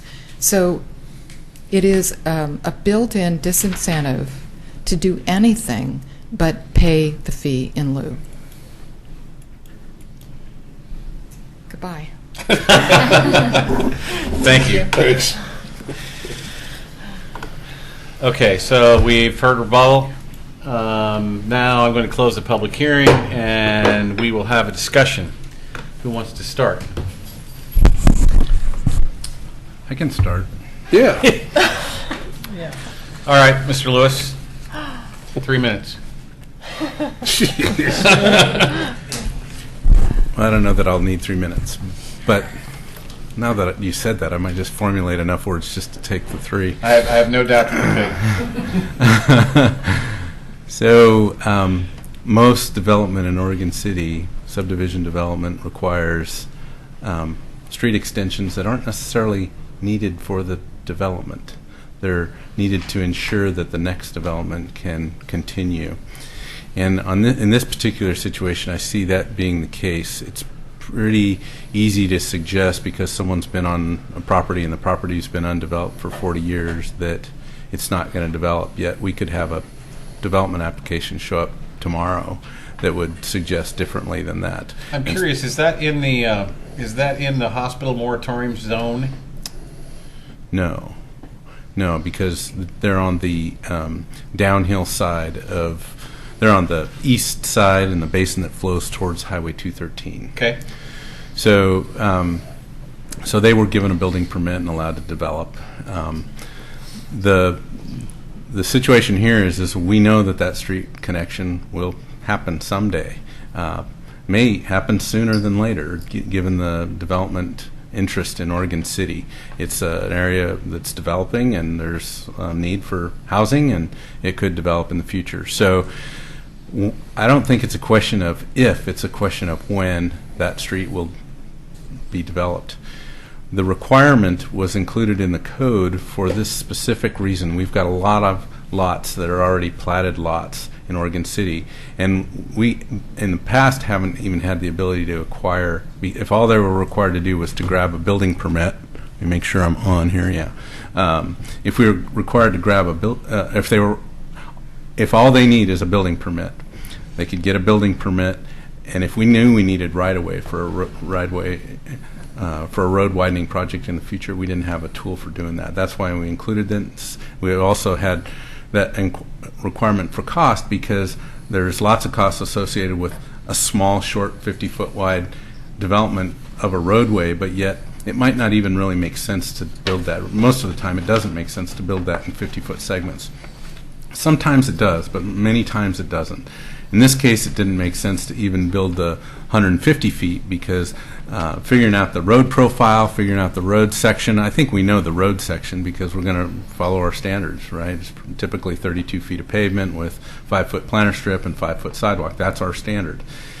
This will require that. You'd have to get an exemption from that requirement to require something less than that, and that would have to go before the Planning Commission. We don't have that land use process. So the process that we built into the code this time around was about trying to secure some level of funding, probably not all the cost of the funding that it's going to take to do that, to build that street in the future. And yes, it's not guaranteed that it's going to go to Harriet Street, but we're working on systems with our finance department to try and keep track of where we collect that money and how much money we collected, so that we can allocate that in the future and keep those funds secure for that particular road improvement project. And it's much more cost effective to do it when a larger development helps build those improvements. And at that time, when that time comes about, we'll have to make some tough decisions about we could still form a local improvement district in there, and if we have property owners that have signed a non-remonstrance agreement, then we would look to them. We would also be looking to the fact that we've got property owners who've already paid, so when we do our engineering determination, we haven't done an LID, by the way, in a very, very long time, and I'm not sure about the LID. The only LID that I know of that happened in this area was for sewer, and that was in 96, I believe. So we might do an LID, and when we do the LID, we would look to see those previous payments and make sure that we account for that in the engineering study that would determine what the assessment would be for the other property owners. So, you know, in the long run, this should work. If we haven't done many of these, by the way, so this is a newer thing. But we think it's fair allocation, and it's expensive to build frontage improvements, and it makes sense to do it at the right time, and this allows us to do it that way. I'd be interested in a comment about the road width, and that the exaction being asked for here is wider than neighboring roads. Well, I know it's definitely wider than Morton Road, because Morton Road is an old county road. There's no improvements on Morton Road except for the asphalt that's there, and my guess is it's probably somewhere less than 25 feet wide.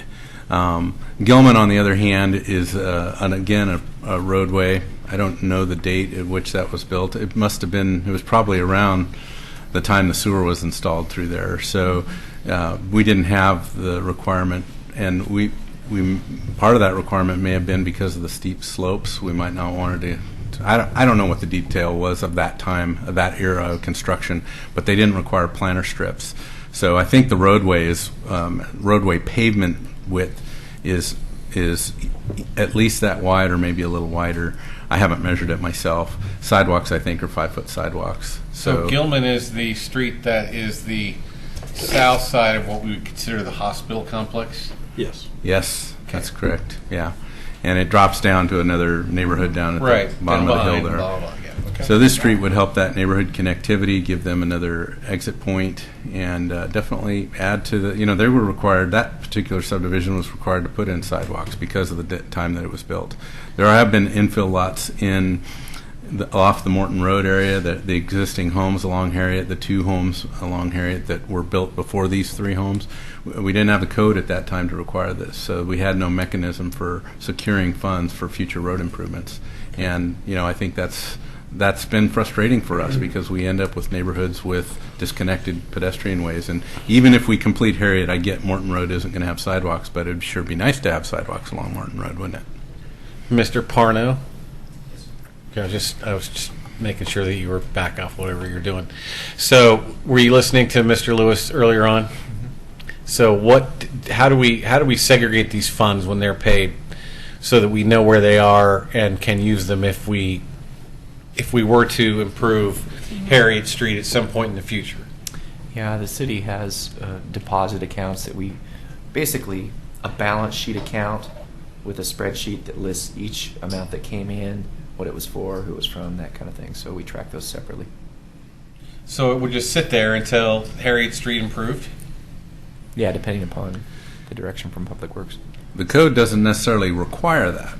I'm just saying that I think that's the direction we intend to, that's the policy in which we intend to proceed. But even if the money was used for something else, another street improvement somewhere else or whatever, if an LID was formed, the Brady's would get credit for the amount that they had paid when that development were to occur. That would be if you approved it that way, and that would be the way staff would bring it forward. That would be the way staff would recommend it. Remember, local improvement districts are approved by the City Commission, so you would see that documentation in the engineering report. And my suspicion is you would recognize that as a prior payment and agree with staff that that's the right way to allocate that. Okay. Mr. Kabaisman, what are the, there are obviously some constitutional arguments that were brought up there. What are the likelihood of these folks prevailing on any of those arguments? Thanks. And yeah, I did want to address that because what Mr. Lewis has talked about is kind of looking at it citywide, but the constitutional requirements really focus on, is it fair to the individual property owner? And the applicant identified 3 cases. I'll briefly go through those. In terms of the likelihood of the city prevailing, Go ahead. Yeah, it depends. All right, so the first one is Nolan versus California Coastal Commission, and that actually, the case involved a beachfront house in Southern California on Malibu, actually, where the owner came in to develop property, and the California Coastal Commission required them to give an access easement across the dry sand beach area, and said it's because building this new house will cut off public access to the beach from the roadway. And the Supreme Court said there's no nexus. You can't connect what's being developed, the problem you've identified with beachfront access with what you're taking, access along the coast. It just, there's a logical disconnect. Here, what we've got is a new house that's going to have cars, it's going to have pedestrians, it's going to have garbage trucks coming to pick things up, it's going to have delivery trucks dropping things off. It's fairly clear that this will have impacts on the transportation system. And so there is an essential nexus. The next case was Dolan versus City of Tigard, and that was actually the Oregon case where they said the property owner was developing a plumbing store, and the city required them to dedicate a pathway along the Fano Creek and build a bikeway, and the Supreme Court said it's got to be roughly proportional. You're not going to have any bike transportation coming along, so the bike improvement doesn't make sense. You're not going to come pick up hot water heaters on your bike.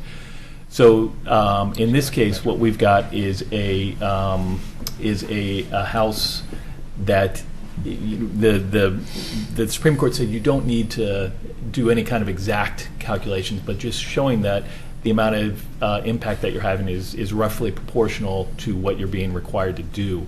And in this case, they're generating 12%, 8%, 12% of the roadway, and the costs are proportional. And when you look at subdivisions, a typical way houses get built, there really isn't a question. Building roads in front of your property that's being developed is just sort of accepted, and the Dolan Supreme Court even said that type of thing is generally reasonable. So I think it's fairly clearly it's roughly proportional. The third case that was mentioned was a Coons case, and that really didn't add anything much to Nolan and Dolan. There was some dispute about whether a city could charge money instead of requiring construction and whether that'd be subject to rough proportionality. And in Coons, the Supreme Court said, yeah, even if you're charging money, you've still got to show rough proportionality. In this case, the engineer's estimate and the cost of doing it yourself are largely the same, and that rough proportionality pays the same. Analysis is the same. So I think the city's on pretty safe ground in terms of the constitutionality analysis. So that's in what I've got on that side of the arguments that you heard. Okay. Who wants to go first? I will. Okay. Commissioner Paul. Barbara, you are very meticulous, and I'm very impressed with this. You're very diligent, and you make some really compelling arguments. How long, I have a question, how long have our current standards been in place? We adopted the TSP in 2012, I think. Okay. One of my first questions when I came onto the commission, because one of my little promises in the campaign was careful what you promise in the campaign. I know was to help with the connectivity of sidewalks and that type of thing, so people could run without twisting an ankle and push a stroller and do all the things that they need to do. And you answered my question about how do we go about that, and you said as development occurs per our code, it will be included. So new development will have to pay for that and have to fill in those gaps as that occurs. So I understand that to be part of our code, and I understand their arguments too. It is in our code. We do require it from people so that we can have neighborhoods with sidewalks and connectivity and standards. So, Commissioner Mengelberg. This is a very standard practice around Oregon where as development occurs, whether it's housing or commercial, that they be required to do half-street improvements. And it's also very common that standards improve over time as the city wants to make life better for their residents, and requiring streets and sidewalks also adds value to the property when and if they eventually sell. And it's problematic when development happens at different time frames, so collecting fees in lieu of makes sense so that eventually you get a pot of money to build the entire street and do that much more affordably and efficiently than piecemeal. Just doesn't make sense. So I am convinced by the arguments that both of our attorneys have presented to us, and I would support their case and vote against the applicant. Commissioner Shaw, you got anything? No, like Commissioner Mildenberg was saying, I'm after listening to Mr. Lewis there and our attorney, I had some questions on the legal side of this, but you did answer those for me. So, we look at that site and we say, that'll never be developed. I mean, that's such a long ways down the road stuff, but whoever thought we'd be developing out on Pease Road, as long as we've all lived here, and look what's happened out there. So, the drive-in was out there. What's that? The drive-in. The drive-in. Yeah, the drive-in was. Yeah. So we have to look at the long range here, and we do. I'm sorry that the expense of this and stuff, but kind of our mandate is to kind of look at everything together and down the road and the planning side of this. So I would have to go with the city on this, so. Commissioner Smith? Nothing. Nothing additional. All right, so I guess coming from the layman's side, I saw in the beginning some reasonableness of the appellant's arguments. However, in my last 25 years of public service or so, while I am not a lawyer, I've gotten quite the legal education. And I've actually read Nolan and Dolan and understand the implications of those, and I don't think either one of those cases comes close to what this particular thing is. While I have sympathy for the fact that it's another additional $11,000 on top of all the other things, one of the responsibilities we have is to make sure that people who are coming into the city and building are paying their fair share of the infrastructure, so that new people aren't gaining additional things from the existing residents, folks that have been here for a long time. I know that the street I live on, people would probably think that that's not going to develop for another 40 years, but if the sewer moratorium goes away, I think that whole area up there could develop fairly quickly. So there are no street improvements or sidewalks on Mountain View, but there probably would be. In fact, I know there would be if the land surrounding our lot and other lots around there would develop, and I think that would be a good thing. Certainly, we would like to have sidewalks on Mountain View Street.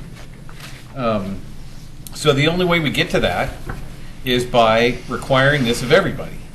And while this is only 3.5 years old, I think Oregon City prides ourselves in getting to the places where we can get to do the things that we need to do for the entire city. We've only had a right-of-way fee for a 1.5 years or so, but we're using that money to do good things for Oregon City, and now everybody who's in the right-of-way is paying for it. So when we started the right-of-way program, we thought there'd be 6 or 7 utilities. Well, it turned out there were 40-some different entities that were in our right-of-ways that weren't paying. And so while this thing, looking at it from just the tiny view of Harriet and Morton and Gilman might look like it's unreasonable, in the grand scheme of things, it's not at all unreasonable. So at that point, I would entertain a motion.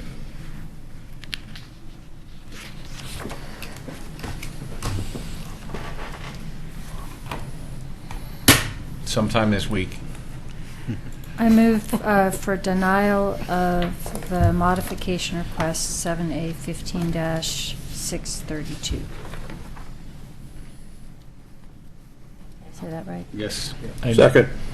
I might suggest that, make sure I understand that the result would be that the city community development director's decision would be adopted as a city commission's decision. No.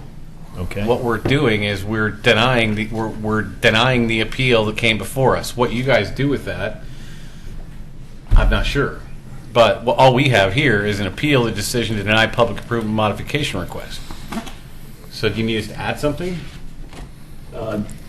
The city has to make a final decision on this and adopt findings. We could come back to you at your next meeting with a set of findings, but we think the city staff's decision functions fairly well as a decision. And so what we would recommend is... Give me some language for the motion. Motion would be to deny the appeal and adopt the community development director's decision as the city's final decision. Is that okay? The modification is accepted. Is there a second? Second. Moved by Commissioner Megenberg, seconded by Commissioner Shaw. Is there any further discussion? Call the roll, please. Commissioner Shaw? Aye. Commissioner Pauly? Aye. Commissioner Smith? Aye. Commissioner Mengelberg? Aye. Mayor Holliday? Aye. Onward and upward. On the agenda now, because we've been all over the map here, I think all we have left, we did Pavilion Park, right? Correct. Yes. So all we have left is the Urban Renewal Commissioner. Member Where's that? appointment. So we're at 15-641, Urban Renewal Commission member appointment. I don't think there's much of a staff report, is there? No, it's the same Yeah. staff. Okay. So, in the last few weeks, we have interviewed 3 folks for the Urban Renewal Commission.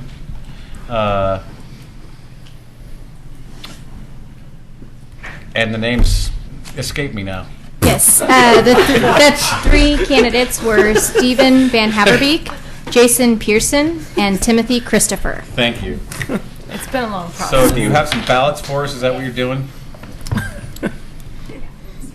Thank you, Commissioners. We're going to go ahead and I'll pass out the ballots. If you could please mark one name on here that you are choosing to vote for. And when I receive them back, if there are a total of 3 votes for at least one of these candidates, that will be the candidate that takes the position. So, the question is, before we do that, does the commission want to have any discussion? I don't mind. Okay. I appreciate one of our candidates is here in the audience tonight. Yes. Is that it? That's it. Well, I wanted to say something a little bit more. When I go to apply for a job, I tend to do some research about the company that I'm going to apply for, and try to understand a little bit not only about what they do, but who their senior staff are, and some of those kinds of things. And a couple of the candidates came without doing that homework to let us know that they actually understood what the Urban Renewal Commission is and does. And I think that's what has convinced me that of the person that I'm going to vote for. So, anybody else? I'll speak afterwards. Okay.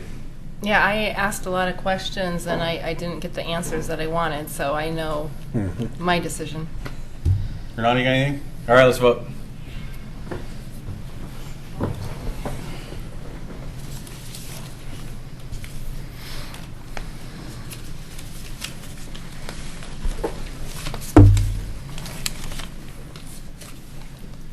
Well, just check a box, Shaw. Yeah.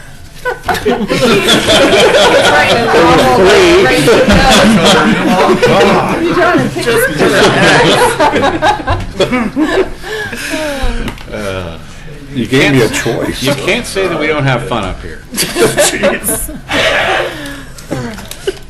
The winner of the vote is Stephen Van Haverbeek. Congratulations, Steve.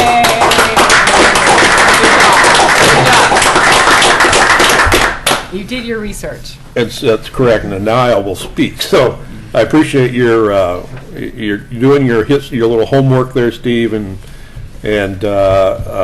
actually you do sit through a lot of these meetings and stuff, so you got a pretty good idea what was going on. So welcome. Welcome. Okay, so I think is all we have left is the consent agenda. All right, because we bounced all over. I wanted to make sure we didn't miss anything. So anything that anybody wants to pull off the consent agenda? No. Then I would entertain a motion to approve the consent agenda. I move to approve. Second.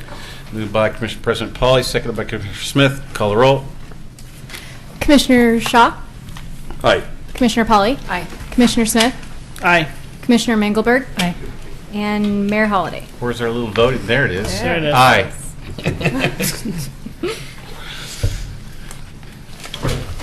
Okay, so now we're down to communications. Mr. Manager. Thank you, Mayor. Evening, Commissioners. Just some updates. The 100-year anniversary of the Oregon City Municipal Elevator will be on December 5th from 3:30 to 4:30 at the observation deck on the elevator with cookies and hot chocolate, so hopefully we'll be able to make it out to that event. Also on that day, a little bit later, at 4:30, we'll have the annual Christmas tree lighting ceremony in downtown Oregon City at the Liberty Plaza. The Clackamas County Choir and the Oregon City High School Choir will be there, as well as Mr. Claus at 5 p.m. We've had a long time park host at the Clackamas RV Park, and they've informed us that they are going to be moving on here in the next couple of weeks. Darn.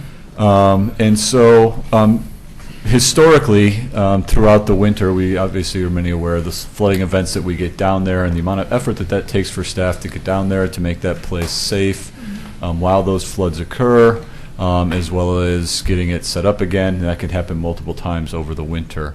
The attendance at the park is very low during that time period as well. So we're gonna close the park, the RV park, starting Monday, December 7th for the winter season.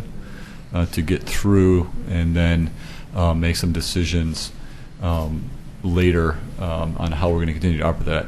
Having a park host there is imperative, just based on the use and some of the less desirable impacts that we have. And so, I don't know, Mr. Archer, if there's anything you'd like to add to what I've just brought Said up. it well. Okay. We So just to add that we would intend to open in the spring. Sorry, we wouldn't, just to not leave it out there, that we intend to reopen in the spring, and that exact date would be pending weather conditions, flooding levels, at what time the earliest opportunity that we can with the flooding considerations. What level of usage does the RV park get in the wintertime? Here we go.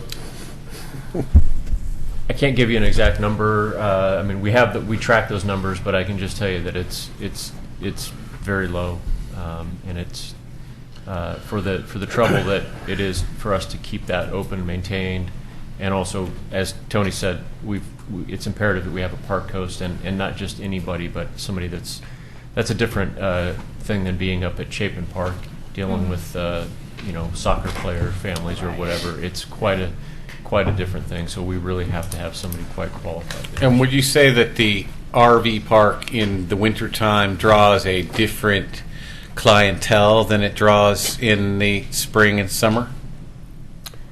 Not as much of the vacationing crowd, I guess, is what Thank you. I would say.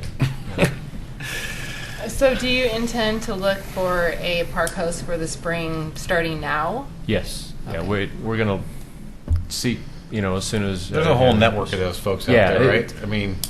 Most of them have gone, this is the time where everybody starts heading south.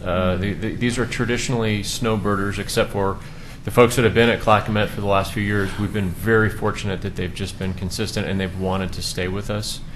And they're just intending to purchase a home and move out of their RV. And we've been very fortunate, but typically it's the snowbirder type folks that kind of come and go seasonally. So we typically draw on those folks as they're coming back in. Okay. So yes is the answer. So if you were to find a replacement park host next year that would be willing to serve during the winter months, would it be the intention to do that, or are you setting a precedent here that the park would be closed in the winter from now on? That is a great question. I think we would like to gauge how this goes. It's very staff intensive during the winter if it floods, and it not always, but sometimes happens multiple times a year that we're closing, reopening, etc.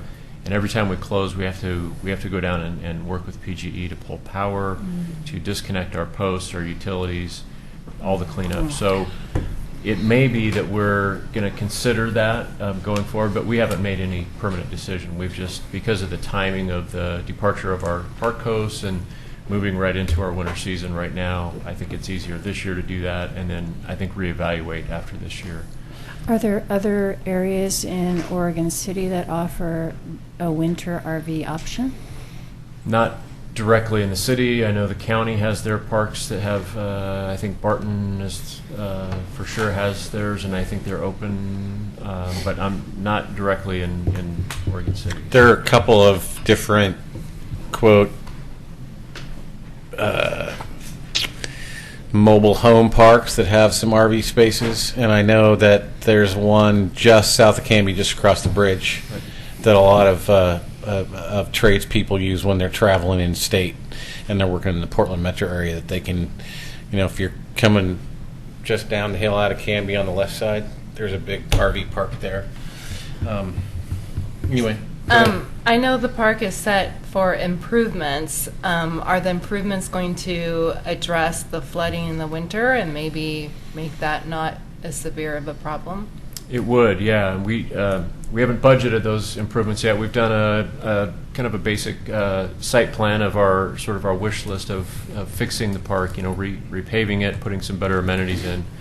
It would certainly go a long ways towards helping that because of the type of surfacing, and also the improved utility hookups would be easier to disconnect. So you disconnect incoming power, cap off the posts so that basically they're watertight. Right. Water comes up, goes down, you take the caps off, and away you go. Correct. Yeah. Okay. Have we beat that one to death? Is that it? No. Okay. We have a library update. Are you From- talking Library update. She was hiding back there in the corner. There are blocks going up. Yes. I love it. I know that I've never Mayor seen Holliday construction before. egerly awaits this portion of the No, you meeting. haven't to the library. That's Not on not. that site, yeah. It's about time. I think I found a presenter for the Not gonna Public let you Works go. facility update. So I thought you would like to see a picture of this. This is the saw cutter cutting the brick. That's OSHA approved. Really big saw. Saw it. There it is, going all the way in. He's They got his did it- safety glasses on. Yeah, oh yeah. And they did it from the outside and the inside, because it's 2 layers of bricks. And that's what it looks like now. It's all gone. Wow. So that will be all glass filled down to the floor. Wow. Yeah. And then they have not, just to the left is that will be the main opening into the building, and they have not taken the brick out for that quite yet. They're waiting till, they were waiting till it's a little bit drier. They don't need to do that immediately. But I thought you'd be really interested in seeing that, because it definitely looks very different. Now, there's still one more piece of steel that they have to put in on that, and then that wall will be essentially done. And so that's what it looks like on the inside. And that's the opening. So you can see they've even put flashing up there to kind of keep water out. They're protecting it real well. So that's the cut. You can see where the cut is. And that's the height of the walls. When I was on site on Tuesday, they might even be higher now because they had not been doing the work because of the rain. They have to wait till it's dry to do the grouting, and so since it had been pouring. But I think probably this morning, yesterday was the wet day, right? This morning they probably got some work done, but hard to say. It's supposed to be nice after the storm today. Yeah. Tonight. So that's it. I just really wanted to show you the saw cutting because that Cool. was a big change in how it looks. It's pretty cool. Any questions? Yes, is there a possibility or plan to repurpose some of the bricks that have been removed? They're saving the brick, and they'll probably have to repurpose some of that themselves. And then it's all on pallets, and whatever's left over, we can make that decision down I the asked road. that question before. No. That's all right. Great question. So has the heavy rain delayed the project at all, or are we on schedule? We're still pretty much on schedule. They're going to be putting in the big steel in this structure. They're going to start a week later than they planned because of the grouting. But they're essentially they've been on schedule, so that won't delay them that much, and they'll probably catch up on that. Great. So they've, made accommodations for it and waterproofed everything up tight, and they do other things when they can't do what they plan. Typically, the project schedules, the Gantt schedule allow certain amount of flexibility based on weather and other kinds of delays. So if something like rain delays something else, there's, you got electricians and plumbers and other people that can work in the ground stuff, and there's other things that can Yeah, go lots on. of prep can go on. The that super make just things shifts faster. work from one place to another based Yes. on the site conditions. Great. Thank you. Thank you. Those are all my updates for tonight. That's it? That is it. Okay. We'll start with you, Commissioner Mangenberg. Nothing to report. Okay. Commissioner Smith? A couple announcements. First of all, I want to say, if you have plans on Friday other than being in Westland, cancel them. Friday night is a huge football game. And so Oregon City High School football team has now advanced to the state quarterfinals game. which will be Friday night against West Lynn. That's awesome. This is huge, and so we're encouraging everyone to go to the game. This will be basically a second a second game with West Lynn. Our first game of the season was with West Lynn, which we lost. This will be at West Lynn High School at 7 o'clock on Friday night. The seating, parking, and everything else is going to be a little crazy. So they are opening the doors opening the gates at 5 o'clock in West Lynn. So be there at 5 o'clock, and it should be exciting. The high school football team has won the last 8 straight games, and are doing really, really well. So we're really excited for that. I also want to make an announcement about the upcoming play at the high school, which is Little Women, which will be December 9th, 10th, 11th, and 12th at 7:30 at the high school auditorium. It costs us $8. Also want to mention the Christmas parlor tours that are going on in Oregon City on December 12th. And you can call Museum of the Oregon Territory for ticket information for that. December 5th, which we've already, is the tree lighting, the 100th anniversary of, I like to say 100 years of ups and downs of the Oregon City elevator. So that's exciting. I have a real dilemma, though, here. Yes. So I was planning on doing a walking tour on December 5th, but here's the thing. December 5th is the scheduled state playoffs of the football state playoffs. So I'm going to tell you what. If Oregon City beats West Lynn on Friday night and wins their next game, no one knows. No, she said when they beat West Lynn. Thank you.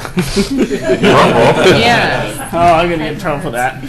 So then we would have a game the next week, and if we win that, we'd be in the state playoffs, which has only happened, I think the last time was 1996. We've never won a state playoff. So if that happens, I'm going to the game. And people are, what about the elevator? Well, we've built 2 elevators. We've not had one state championship in the history of the city with football, so I may have to go. We'll have to see. But anyway, that's exciting. Okay. Commissioner Shaw?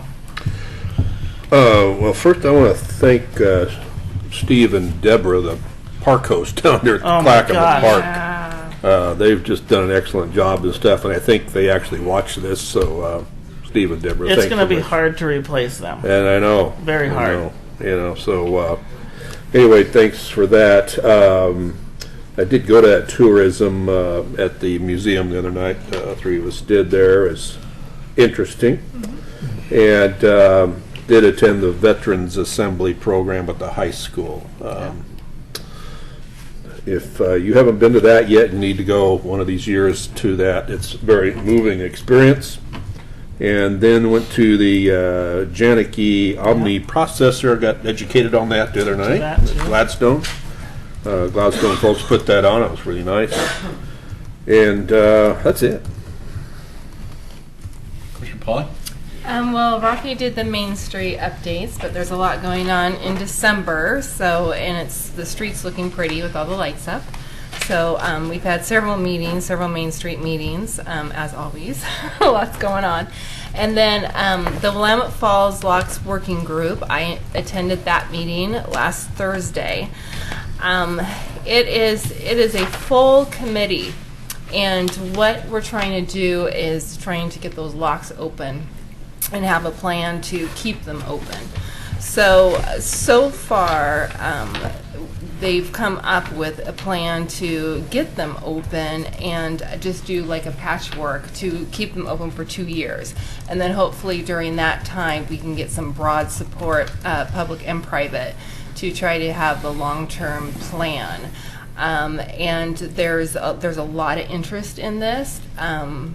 From many different aspects, from tourism to recreation, to business, economic development, and also the synergy with everything else that's going on the river, the Willamette Falls Legacy Project, and everything. So this is really important. We're really looking at this region in its entirety with all the assets on the river and what we can do with it. And we do intend on trying to get support up and down the river, even, you know, as far as Salem. There are a lot of people that depend on the river, and having those locks closed has really been a deterrent, especially as trucking transportation has become more expensive. So that's where that's at. Good. Anything else? No? Okay. So I did get a message while we were sitting here from Amber Holbeck, who was sitting in the audience but apparently had to go. Says, Dan, I'm sorry I couldn't talk with you tonight, but wanted to invite you and your fellow commissioners to be part of the Bike Concierge ribbon cutting and after hours event tomorrow night for the Chamber. The proprietors here in the audience. The event is 5:30 to 7 p.m. this Thursday, and I expect ribbon cutting around 6 to 6:15. So, assuming I am back from the economic development tours, I will be there. I assume we're supposed to be back. Where is The thing, Wilsonville. By 5. Okay, all right. And then And the location is the Bike Concierge is in Blaine's building. right. First City It's Cycles. it's the First City Cycles. Yeah. Yeah. First City, the backside of 6 First o'clock? City Cycles. 6 o'clock. 6:50. We are announcing this for Five- everybody. 5:30 to 7. The ribbon cutting 6 to 6:15, somewhere in there. I have 5:15. Oh my Is that gosh. not right? Okay. We'll be there whenever you show up. Okay. All right. As long as there's a We drink. want to see the ribbon cut. Then I've done a couple of things. A couple of A things. couple of things since then. Let's see. So I did host, actually played Wrangler for public tours at Blue Heron Mill last Saturday, which was fun. Didn't rain until the very end, and then it wasn't very bad. So have done some work, continuing work with the Tri-Cities stuff. And then we had a Tri-City Tri-City Advisory Committee meeting again today. We're still having an issue with the county in that, you know, they really don't want to listen to the cities of Oregon City and Westland when it comes to what we consider our wastewater treatment plant. So we're currently working up future options as to how we're going to deal with this, but we're slowly inching Westland to our way of thinking, and we're going to have future meetings, and we're going to move on. Westland has a new city councilor, Bob Martin, who seems to be a very approachable and down-to-earth guy who's got a lot of experience on the planning commission, and I think that will translate well to a councilor with some actual, you know, governing experience. Beyond that, I've been doing, you know, some other behind-the-scenes work on both the Legacy project and development that might occur at the Rossman 2. That work continues, and when I can report something about it, I will. Other than that,